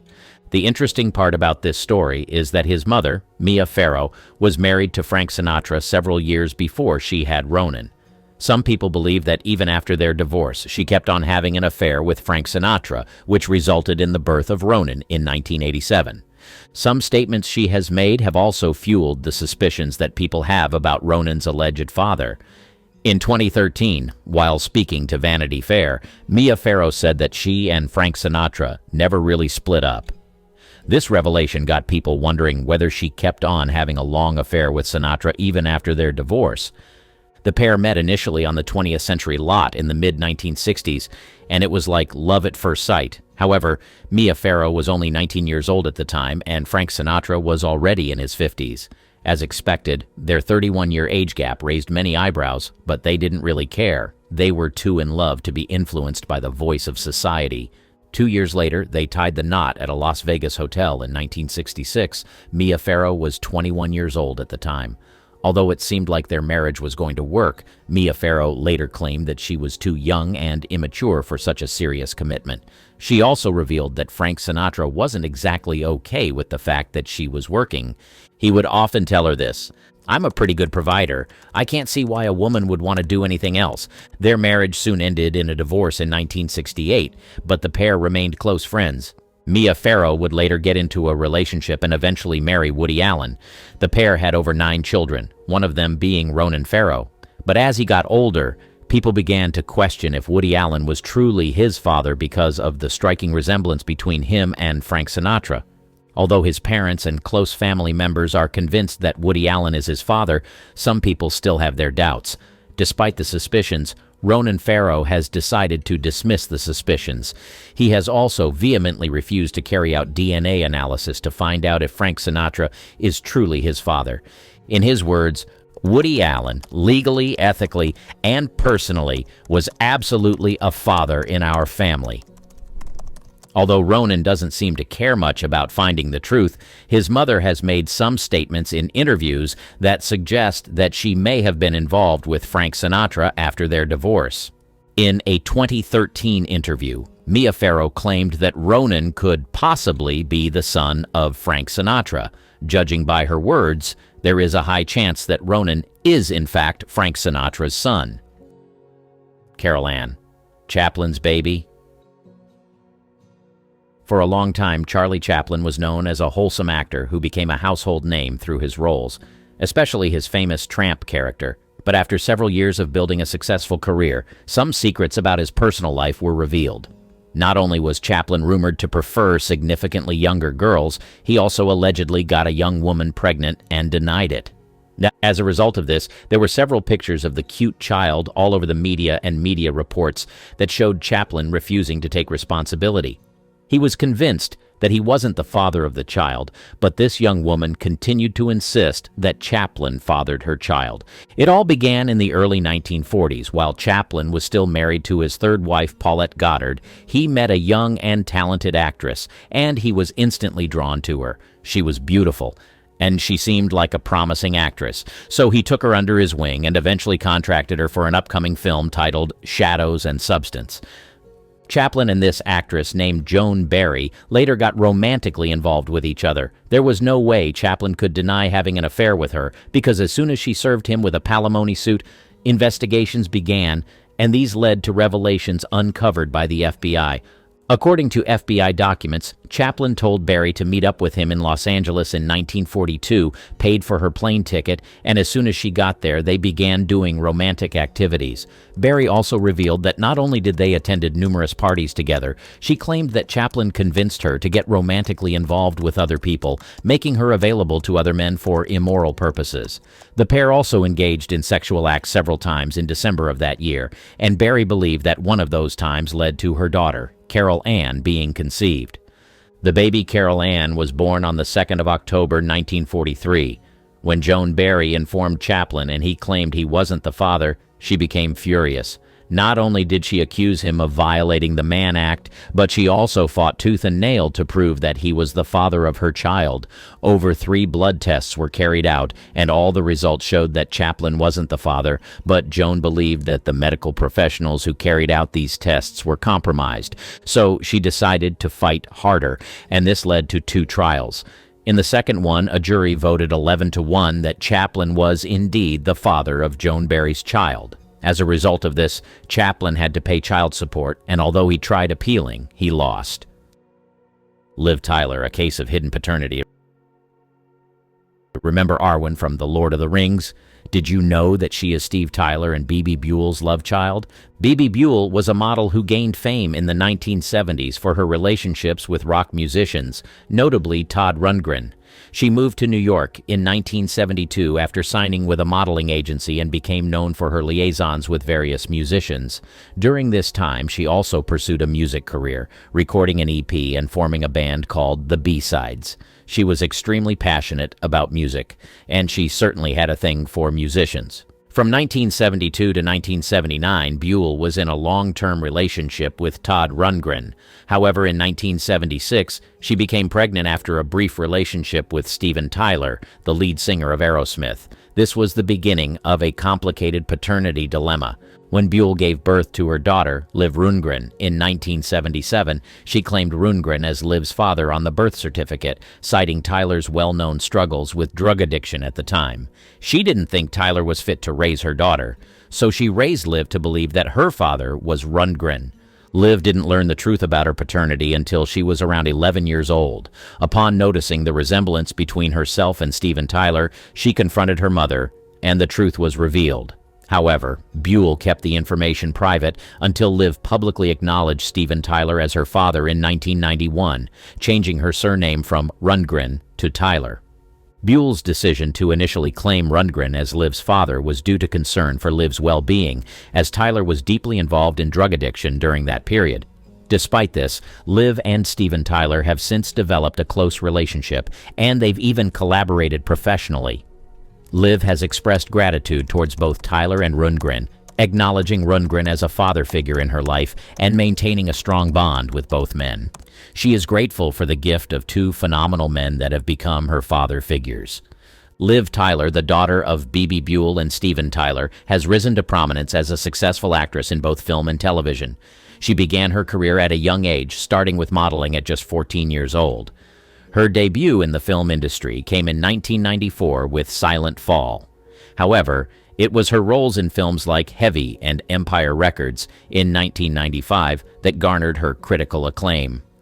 Her versatility as an actress was evident as she took on diverse roles in films like Armageddon in 1998, which became a major box office success. One of Tyler's most iconic roles came in the early 2000s when she portrayed the elf Arwen Undomiel in Peter Jackson's The Lord of the Rings film trilogy from 2001-2003. The trilogy not only solidified her status as a talented actress, but also became one of the highest-grossing film series in history, further boosting her fame. After her success with The Lord of the Rings, Tyler continued to showcase her acting prowess in a variety of roles.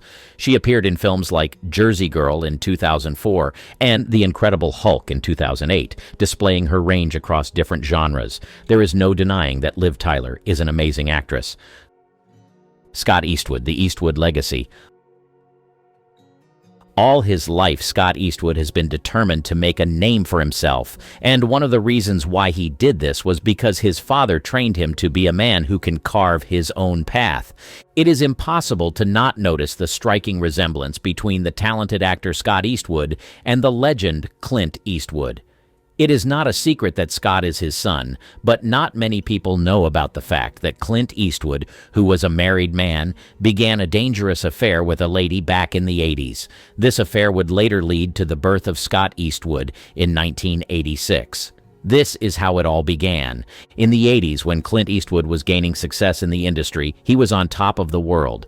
There were very few actors who could match his skills, and there was no denying that he was a big deal. As his fame grew, Clint got married to Maggie Johnson, but soon enough the cracks in their marriage began to show. It was said that While he was married to Maggie Johnson, he met a flight attendant that completely captured his attention. Her name was Jocelyn Reeves. She was living her life and focusing on her work when she met Clint Eastwood, who was already a star. Although there are no in-depth details about how they met, it was said that they later started an affair that lasted for a while. But this affair didn't just end in steamy romance. Jocelyn got pregnant for Clint, not once, but twice. First, they had Scott, then his sister Catherine after that. Unlike many fathers who abandon or deny children that they gave birth to out of wedlock, Clint took responsibility from the start and made up his mind to take care of his children. He wasn't just some absentee dad. He was still a huge part of Scott's life. He and his sister certainly felt his presence as he made sure he provided for them and taught them valuable life lessons. Scott practically grew up on his dad's ranch up in Northern California and spent so much time on his movie sets that he can't even remember his first visit to one. It was the time he spent watching his father on sets that sparked a desire in him to pursue acting. He fell in love with the craft and knew that if his father could succeed in the industry, he could do the same. However, Scott didn't expect his father to pave the way for him. When Scott decided to dive into the acting world himself, he wanted to do it on his own terms. So he started using his mom's last name, Reeves, for auditions. He needed to prove himself without riding on his dad's fame. He also knew his father well. Clint was never one to hand out favors left and right. Growing up during the Great Depression and experiencing poverty firsthand made him tough. He had to work extra hard for everything he had, and he made sure his children did the same. Scott had to hustle just like anyone else. He worked his way through Santa Barbara City College. His father made sure that he learned the value of money by making him pay his way through school and supporting him along the way. Because Scott started from scratch just like everyone else, he faced the tough early years of his career head-on. To make ends meet, he was slinging drinks at a bar near his home in San Diego by night, and by day he was busy hustling to auditions in LA, hoping he would get a big break. But you know what? All that hard work paid off. Scott carved out his own path in the industry and became a pretty big deal in his own right. He's not just Clint Eastwood's son. He's Scott Eastwood, making a name for himself both on screen and off. Scott has successfully built a solid career, landing significant roles in various genres. He has appeared in action films like Fury alongside Brad Pitt and Shia LaBeouf, as well as in romantic dramas like The Longest Ride. Like his father, Scott takes his work seriously and does not fail to put his best into every role. Scott's commitment to his craft and his willingness to take on diverse roles have contributed to his rising success in Hollywood. He has continued to build his resume with notable projects, including Suicide Squad in 2016 and Pacific Rim Uprising in 2018, among others. Beyond his work in front of the camera, Scott has also ventured into producing and directing. His dedication to storytelling and his willingness to explore different aspects of the industry reflects his passion for filmmaking. He is truly his father's son and feels fulfilled knowing that he built his career by himself. Beneath the shimmering surface of Hollywood's golden age, a labyrinth of secrets and scandals lay hidden. Among the glittering stars and cinematic masterpieces, the private lives of Tinseltown's finest were often shrouded in mystery and intrigue. But sometimes the veil would slip, revealing tales so unexpected and controversial, they seemed ripped from the pages of a screenplay. Take, for instance, the luminous Ava Gardner, whose tumultuous love affair with Frank Sinatra captivated the public. Or the legendary Spencer Tracy, whose off-screen life was as complex and compelling as his on-screen performances.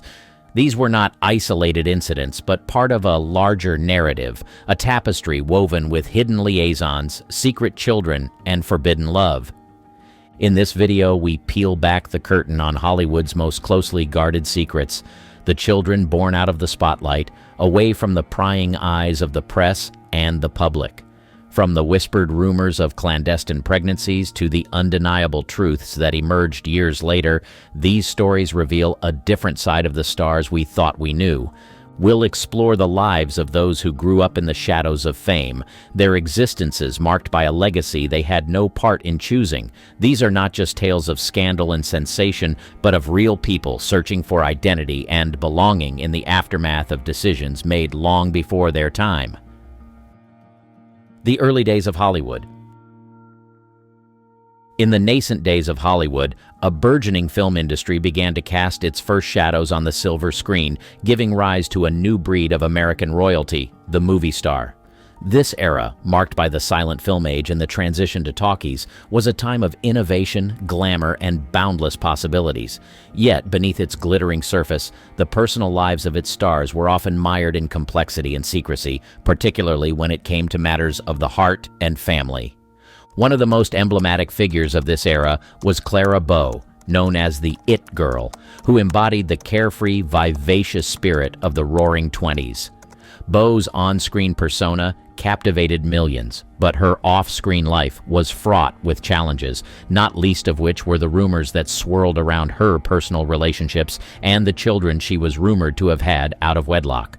While no concrete evidence exists to confirm these children, the speculation around Bow's private life underscores the intense scrutiny and moral policing faced by female stars of the time.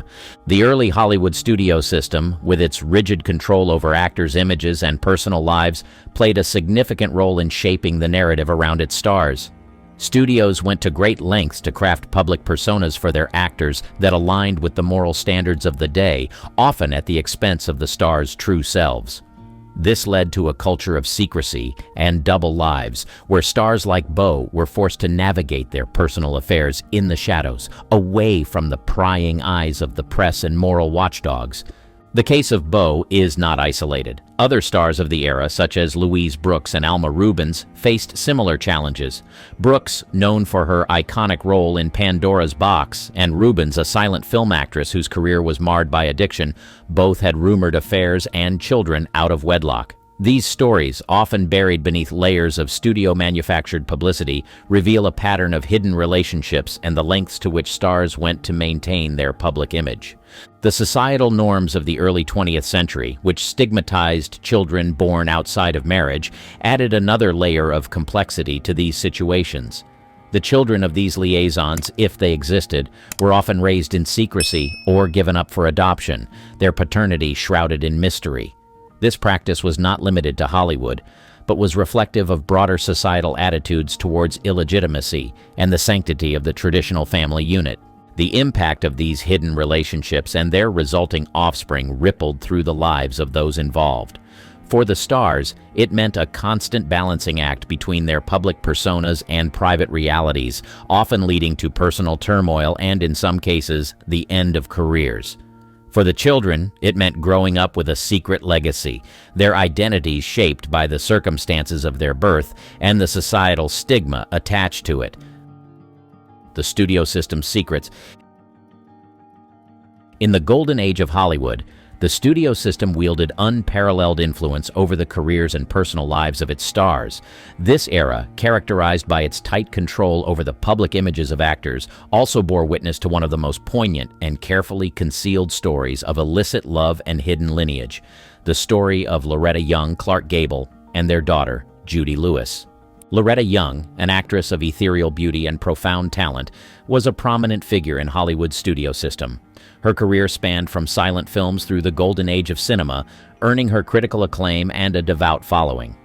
Clark Gable, known as the King of Hollywood, was the epitome of masculine charm and one of the era's most bankable stars.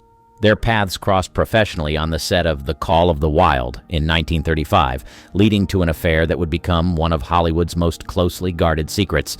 The affair resulted in Young's pregnancy, a situation fraught with potential scandal that could have ended both actors' careers. In an era when the moral clauses in studio contracts dictated the personal lives of Hollywood stars, Young's pregnancy was a ticking time bomb. With meticulous planning and the complicity of a few trusted individuals, Young disappeared from the public eye, citing illness, while she was, in fact, pregnant. Judy Lewis was born on November 6, 1935, in Venice, California. To protect her and Gable's careers and maintain her public image, Young placed Judy in an orphanage, only to adopt her months later in a well-orchestrated move designed to avoid scandal. This act of subterfuge was a testament to the lengths stars had to go to preserve their standing in the unforgiving Hollywood landscape. Judy grew up unaware of her true parentage, although rumors and whispers followed her throughout her childhood and adolescence. The resemblance to Gable was undeniable, with her ears being a particularly telling feature, leading Young to have Judy undergo surgery to make them less prominent. Despite these measures, the truth about Judy's father remained an open secret in Hollywood, known by many but publicly acknowledged by none. The relationship between Young and her daughter was complex and fraught with unspoken truths. It wasn't until Judy was an adult that Young confirmed her father's identity, a revelation that reshaped Judy's understanding of her own identity and her place in the world. The impact of this secret on Lewis was profound, affecting her sense of self and her relationships with both her mother and the father she never knew. Love affairs in the spotlight. The story of Ingrid Bergman and Roberto Rosolini is a tale of passion, art, and scandal that shook the foundations of Hollywood's golden age and challenged the moral compass of the era. Bergman, a Swedish actress renowned for her luminous beauty and profound talent, had captivated American audiences with her performances in films such as Casablanca and Gaslight, for which she won her first Academy Award.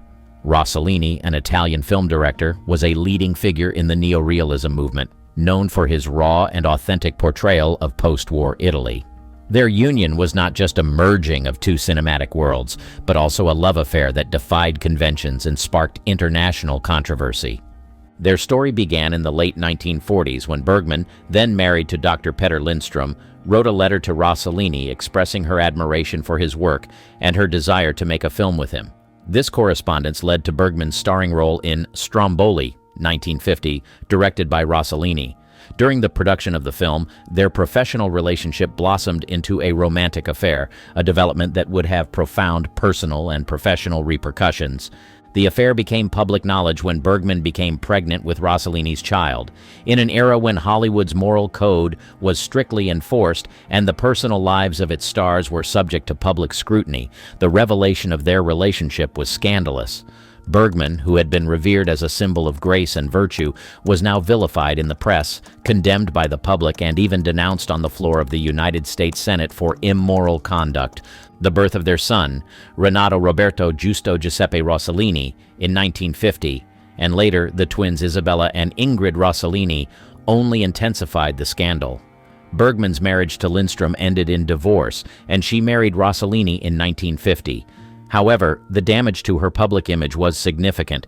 Bergman was forced to leave Hollywood and would not return to the American screen for several years. The relationship between Bergman and Rosolini and the birth of their children marked a significant moment in Hollywood history. It challenged the industry's and society's expectations of female stars, highlighting the double standards applied to women's personal and professional lives.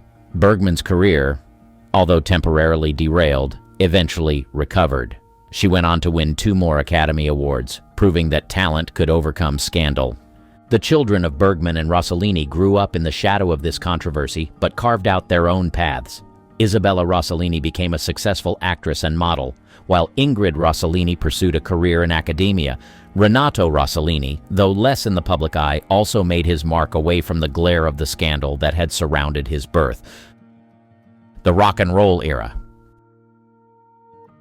The affair between Eddie Fisher and Elizabeth Taylor is one of Hollywood's most notorious scandals, emblematic of the changing social mores and the increasing scrutiny of celebrity personal lives in the post-war era. Fisher, a popular singer, and Taylor, a film star of unparalleled beauty and talent, found themselves at the center of a media storm that would have lasting repercussions on their careers and personal lives, particularly impacting Fisher's family with Debbie Reynolds. Eddie Fisher and Debbie Reynolds were America's sweethearts, their marriage seemingly a fairy tale union of 2 beloved entertainers. They had 2 children, Carrie and Todd Fisher, completing the picture of domestic bliss. However, the stability of their marriage was shattered by Fisher's affair with Elizabeth Taylor, who was then the widow of Fisher's best friend, Mike Todd. The affair not only ended Fisher's marriage to Reynolds, but also ignited a public scandal that dominated headlines and captivated the American public. The impact of the affair on Fisher's children with Reynolds was profound and multifaceted. Carrie Fisher, who would later achieve fame as an actress, writer, and Hollywood icon in her own right, spoke openly about the pain and confusion the scandal caused her as a child. The very public nature of her parents' divorce and her father's subsequent marriage to Taylor placed Carrie and her brother Todd in an unwelcome spotlight, subjecting them to public scrutiny and media speculation at a young age. The affair and its fallout marked a significant moment in the evolution of celebrity culture. It highlighted the growing power of the media to shape public perceptions of stars and underscored the vulnerability of celebrity marriages to public and press intrusion. Fisher's career suffered in the aftermath of the scandal, with his public image tarnished by his role in the breakup of his marriage to Reynolds.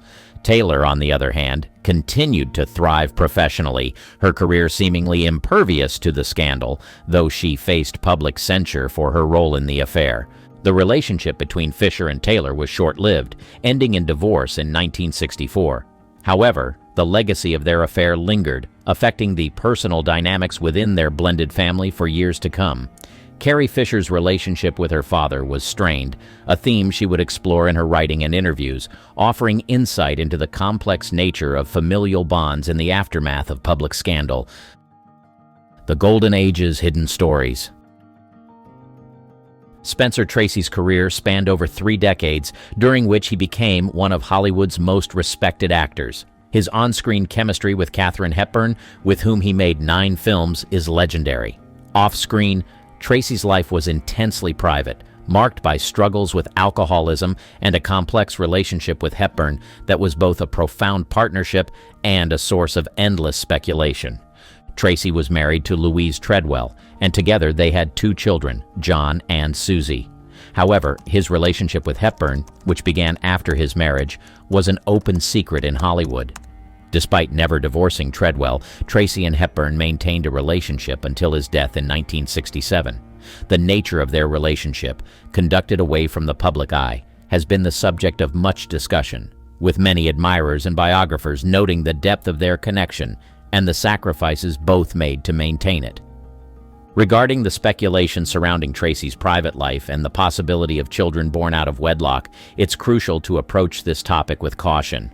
Unlike other Hollywood figures whose personal lives became public through revelations or acknowledgments, Tracy's story remains shrouded in the privacy he so fiercely protected. There are no confirmed accounts of children born outside his marriage to Treadwell, and much of what is speculated comes from a place of rumor rather than documented fact. The culture of Hollywood's golden age played a significant role in shaping the narratives around its stars. The studio system, with its emphasis on controlling the public images of its actors, often led to a dissonance between the public personas and private lives of its biggest names. Tracy, like many of his contemporaries, navigated this divide, maintaining a level of privacy that has left many aspects of his life open to interpretation and speculation. Scandals behind the silver screen.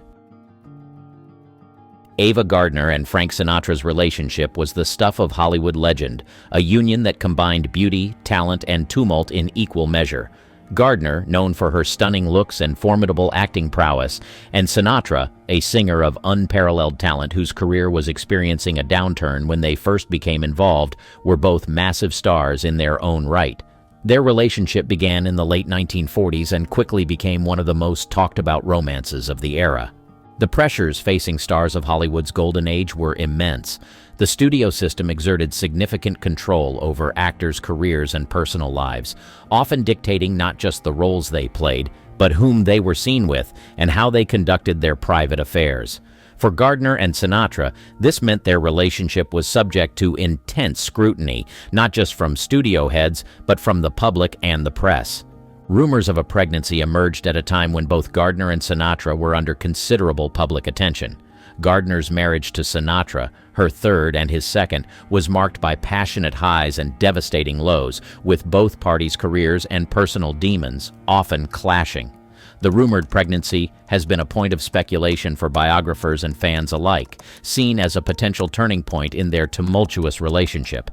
However, without concrete evidence or confirmation from Gardner or Sinatra themselves, the story remains part of the larger narrative of their storied romance.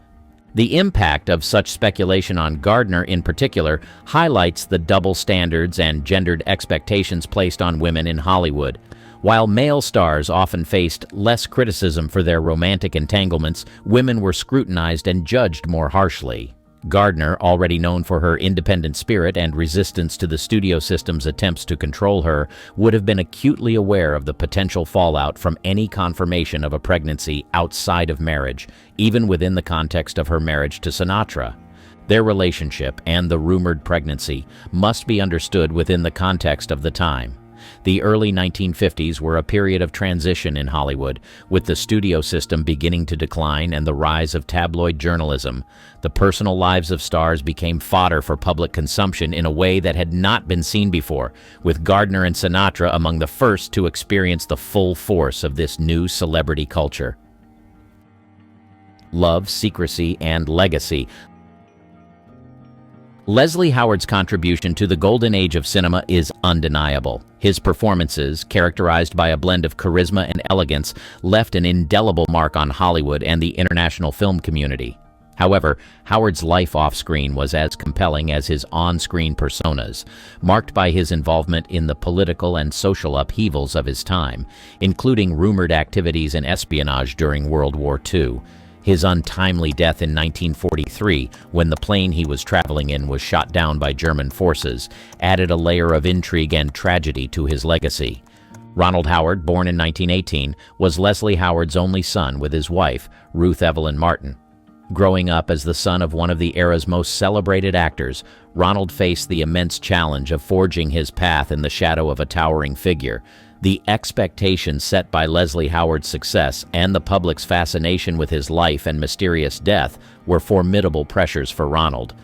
Ronald Howard pursued an acting career, appearing in numerous films and television shows from the 1940s through the 1970s.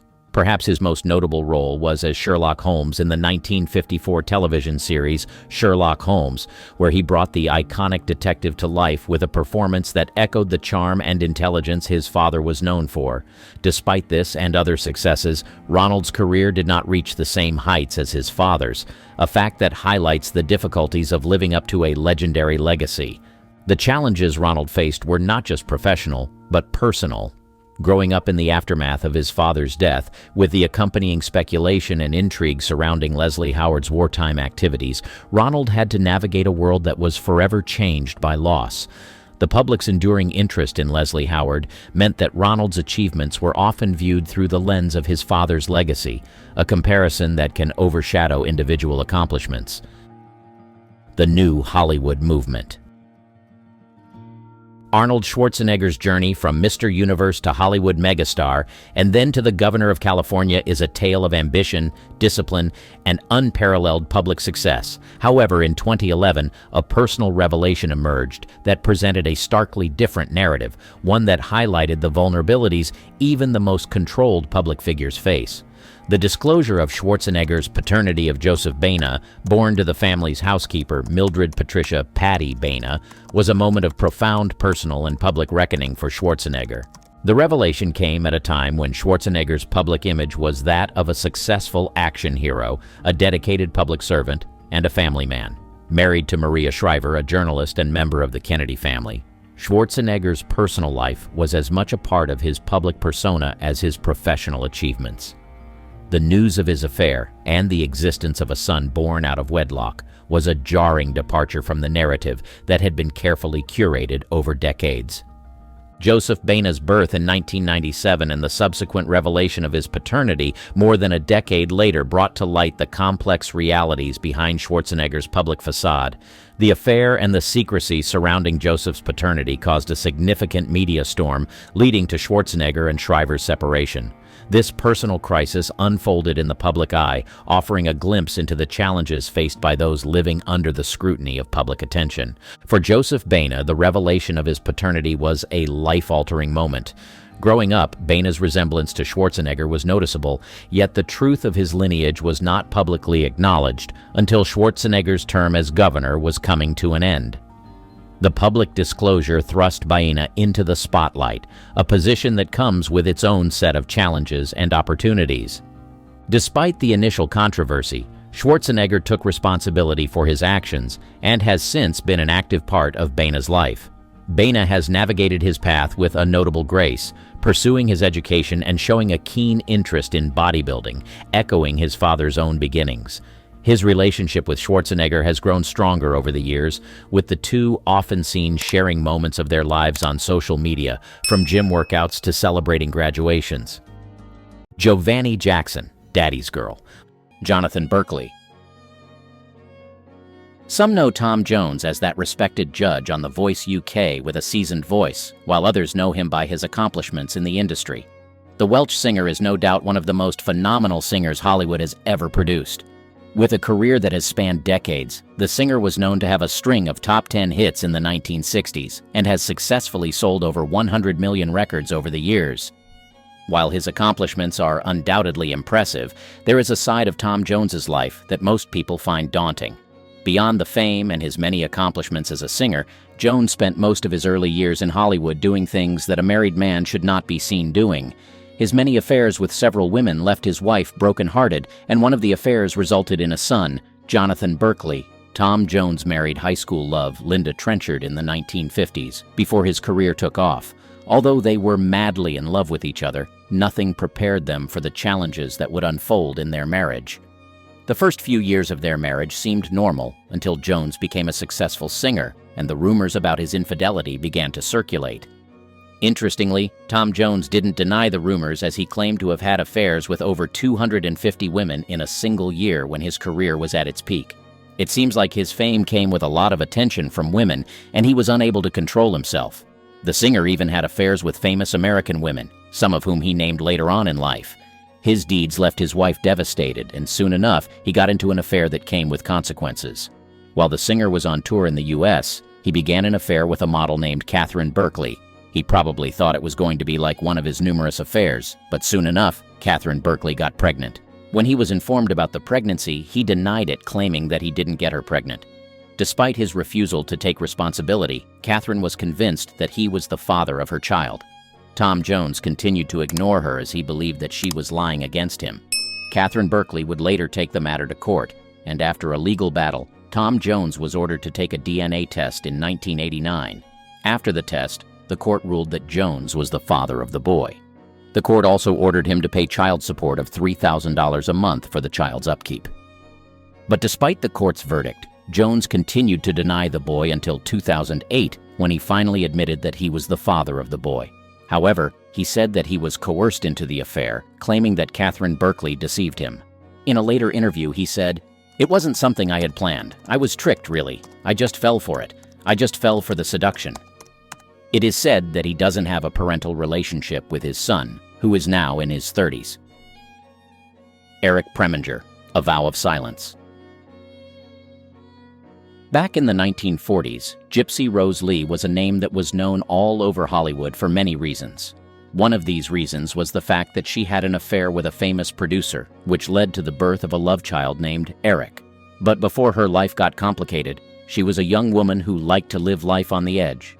Gypsy wasn't just an actress and playwright. She had gone ahead to carve her own path through her famous striptease act. Gypsy considered herself to be an exotic stripper, and she usually found ways to make her act more interesting. She was also famous for her on-stage wit and stripping style. She would go on to become one of the most famous stars of Minsky's burlesque, but dancing was not all she did. In the 1930s, she was focused on growing her acting career, but only got to appear in 5 films. Although she was highly ambitious, she didn't get much success on screen, so she decided to relocate to New York City with plans to hone her skills and hopefully improve her career. On getting there, she got into an affair with the then-famous producer Mike Todd. It was said that Mike Todd was married to Bertha Freshman at the time. The affair would later lead to collaboration, as the pair co-produced the 1942 musical revue, Star and Garter. It was during this period that she met Williams Alexander Kirkland. Kirkland was a leading man in Hollywood, particularly during the early sound era. In the early years of his career, he worked as a freelance writer and was said to be one of the writers who contributed to some popular national magazines. He garnered most of his fame through his acting career, appearing as a leading in Tarnished Lady and entertaining his audiences through movies like Social Register. He was still making waves as an actor when he met Gypsy. The pair got married in 1942, but their union didn't last long. While Gypsy was married to Kirkland, she got into an affair with the then famous film producer, Otto Preminger. It was said that Otto Preminger's marriage to his wife Marion was shaky at the time. He was still married, but living like a bachelor. When he and Gypsy got into an affair, they intended to keep it a secret, but their affair didn't stay hidden for long. When Gypsy got pregnant, she knew she had to find a way to hide what she had done so that her husband would not find out. So, when Otto Preminger offered to take care of the child, she refused. His silence was far more valuable to her than any amount of money he was offering, so she elicited a vow of silence, pleading with Preminger to keep the secret between them. When she gave birth to the child, she named him Eric Kirkland, and her husband believed he was the father of the child. However, the truth eventually came out, and this led to the end of her marriage to Kirkland. Damien Charles Hurley. In the early 1980s, 18-year-old Steve Bing was given an inheritance that automatically made him wealthier than most celebrities at the time. He inherited over $600 million from his grandfather, who was a real estate developer, and went on to become one of the most successful film producers in Hollywood in the following years. But despite all the wealth he amassed, he rejected a son that he fathered with an actress, claiming that he was not the father of the child. Although he was wealthy, Bing was the kind of man who only channeled his resources to ventures and things that he considered important or profitable, and when it came to his personal life, many people questioned his personal choices. In the entertainment industry, he made waves through his company, Shangri-La Entertainment. He is also said to have invested in the successful animated film called The Polar Express. Bing also produced films like Last Man Standing, and it was clear that made smart investment choices in the industry. However, when he was not being a financier or working as a producer in the industry, he was settling his personal issues. Of all the scandals that circulated about the producer, denying the paternity of his child was the most shocking. In 2001, the producer got into a relationship with actress Elizabeth Hurley, and this relationship led to her getting pregnant. From every indication, Bing wanted nothing to do with the child, so he told Elizabeth to terminate the pregnancy. The actress refused and decided to keep the baby, hoping that Bing would come around. When the baby was born, Bing denied paternity, claiming that he and Elizabeth had an 18-month-long relationship that was not exclusive. He believed that she was not faithful to him while they were dating, so he doubted that the child was his.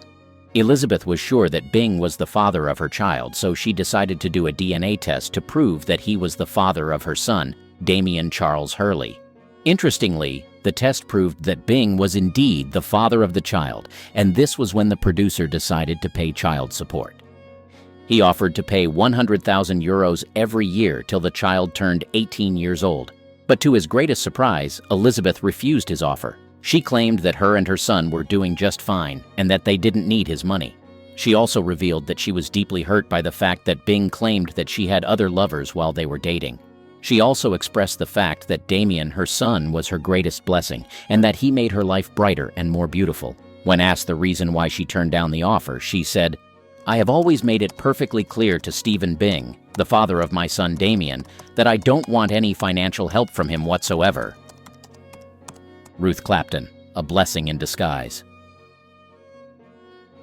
It all started when Eric Clapton fell madly in love with his best friend's wife. This forbidden love would lead to several events that nobody saw coming. Known as one of the most phenomenal guitarists in rock music, Eric Clapton played in some local bands before forming his own rock and roll band with drummer Ginger Baker. He later released several successful albums and songs in the 1970s, and while all these were happening, he found himself falling for his best friend's wife. Eric Clapton and George Harrison got close in the 60s, and their bond grew every day. The duo spent a lot of time together, writing and recording music. Little did George know that a betrayal was lurking in the background. As time went on, Eric fell deeply in love with his best friend's wife, Pattie Boyd. Interestingly, it was said that he didn't hide how he felt, and he made it clear that he wanted her to himself. In the mid-1970s, it was said that Pattie Boyd divorced her husband and married Eric Clapton. Although this seemed like a dream come true for Eric Clapton, he soon began to do things that didn't reflect how much he claimed to love Pattie Boyd. In the course of their marriage, Clapton's alcohol addiction got the best of him, and he became a shadow of himself. As a result of this, he treated Pattie badly and was said to have been involved in multiple affairs. Sadly, while he was doing all this, he and Pattie were struggling to have children. Despite trying IVF, all their efforts were unsuccessful, and Patty had several miscarriages. In the early 1980s, Clapton would begin yet another affair, but this time, it led to a pregnancy. The affair began when he was recording Behind the Sun. He met and began a relationship with a lady named Yvonne Kelly, who was the manager of a studio at the time. Shortly after, she got pregnant and had their daughter, Ruth Clapton, in 1985. Because they were both married at the time, they had to keep it a secret from their respective spouses. Patty Boyd later found out and she was utterly devastated, but despite the damage this did to their union, Clapton didn't stop. He went on to have yet another affair with an Italian model named Lori Del Santo. This affair also led to the birth of yet another love child named Connor.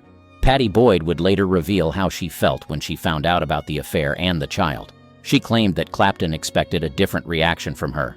In her words, "Because he loved me, he believed I would be pleased and happy for him that he had a baby. It was as if I was his best friend that he could tell me everything without realizing how deeply painful this was for me."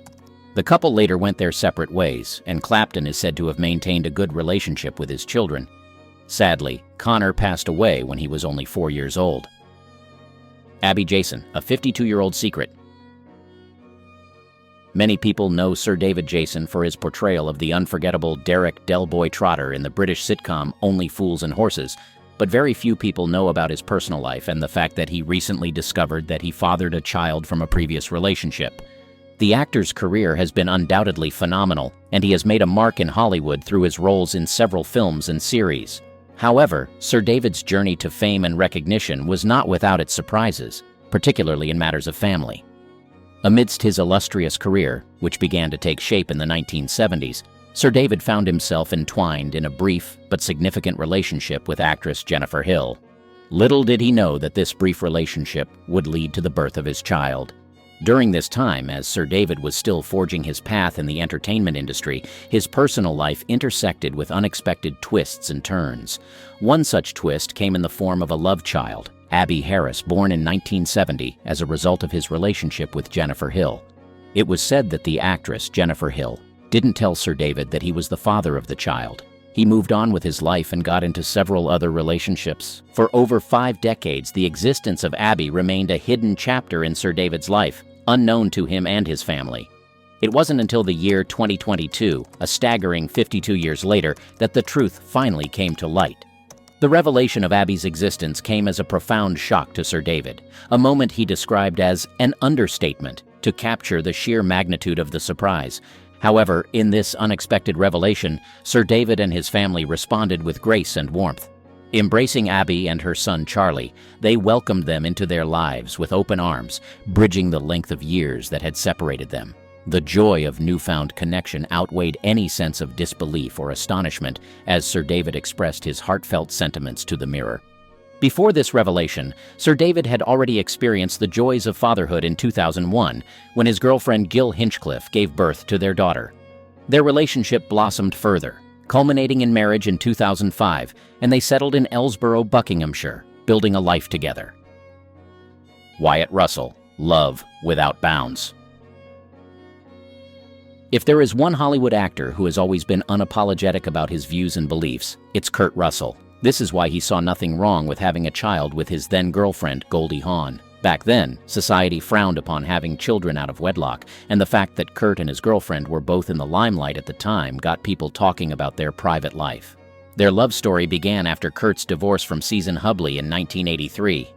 Kurt, having starred alongside Goldie in movies like Swing Shift and Overboard, found a deep connection with the actress that went beyond professional chemistry. Their relationship blossomed over the years, despite never walking down the aisle. Kurt and Goldie's relationship was rock solid.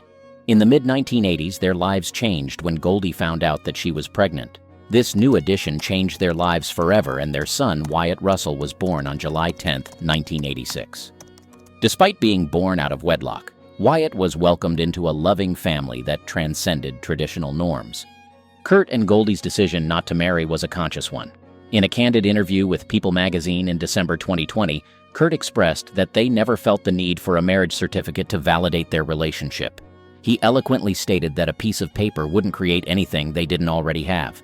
As someone who was married before, he believed that he didn't need to get a piece of paper to solidify what he had with Hawn.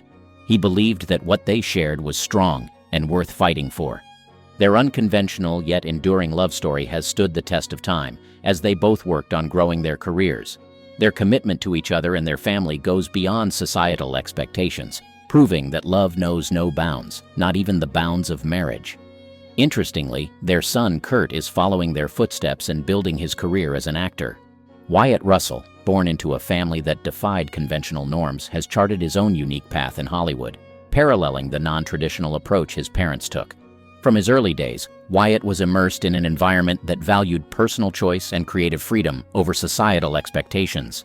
Initially pursuing a career in hockey, Wyatt played professionally in Europe and North America until injuries led him to retire from the sport. This shift in career paths opened a new door for Wyatt into the acting world, a domain both his parents had excelled in. As an actor, Wyatt Russell has brought a distinct presence to the screen, characterized by an authenticity and charisma that seem to echo his upbringing. His transition from sports to acting wasn't just a change in profession, but a continuation of the storytelling legacy of his family. Wyatt's roles, such as his portrayal of John Walker in The Falcon and the Winter Soldier, showcase his ability to navigate complex characters, often imbuing them with a nuanced vulnerability. His performance in this series was particularly lauded for adding depth to a controversial character, reflecting Wyatt's skill in embracing and interpreting challenging roles. This ability to connect with diverse roles speaks to his upbringing in a family that embraced differences and encouraged expression beyond traditional frameworks. Dina Norris, her father's love. Chuck Norris, the well-known actor and screenwriter, grew his career to a point where he became well-respected. However, along the line, he cheated on his wife and fathered a daughter, but he didn't know about his love child until she wrote him a letter in 1991. But before we get into the full story about the affair, let's go back to the very beginning. When Chuck Connors was in high school, he fell in love with his schoolmate, Diane. The pair would later get married when Chuck was 18 years old.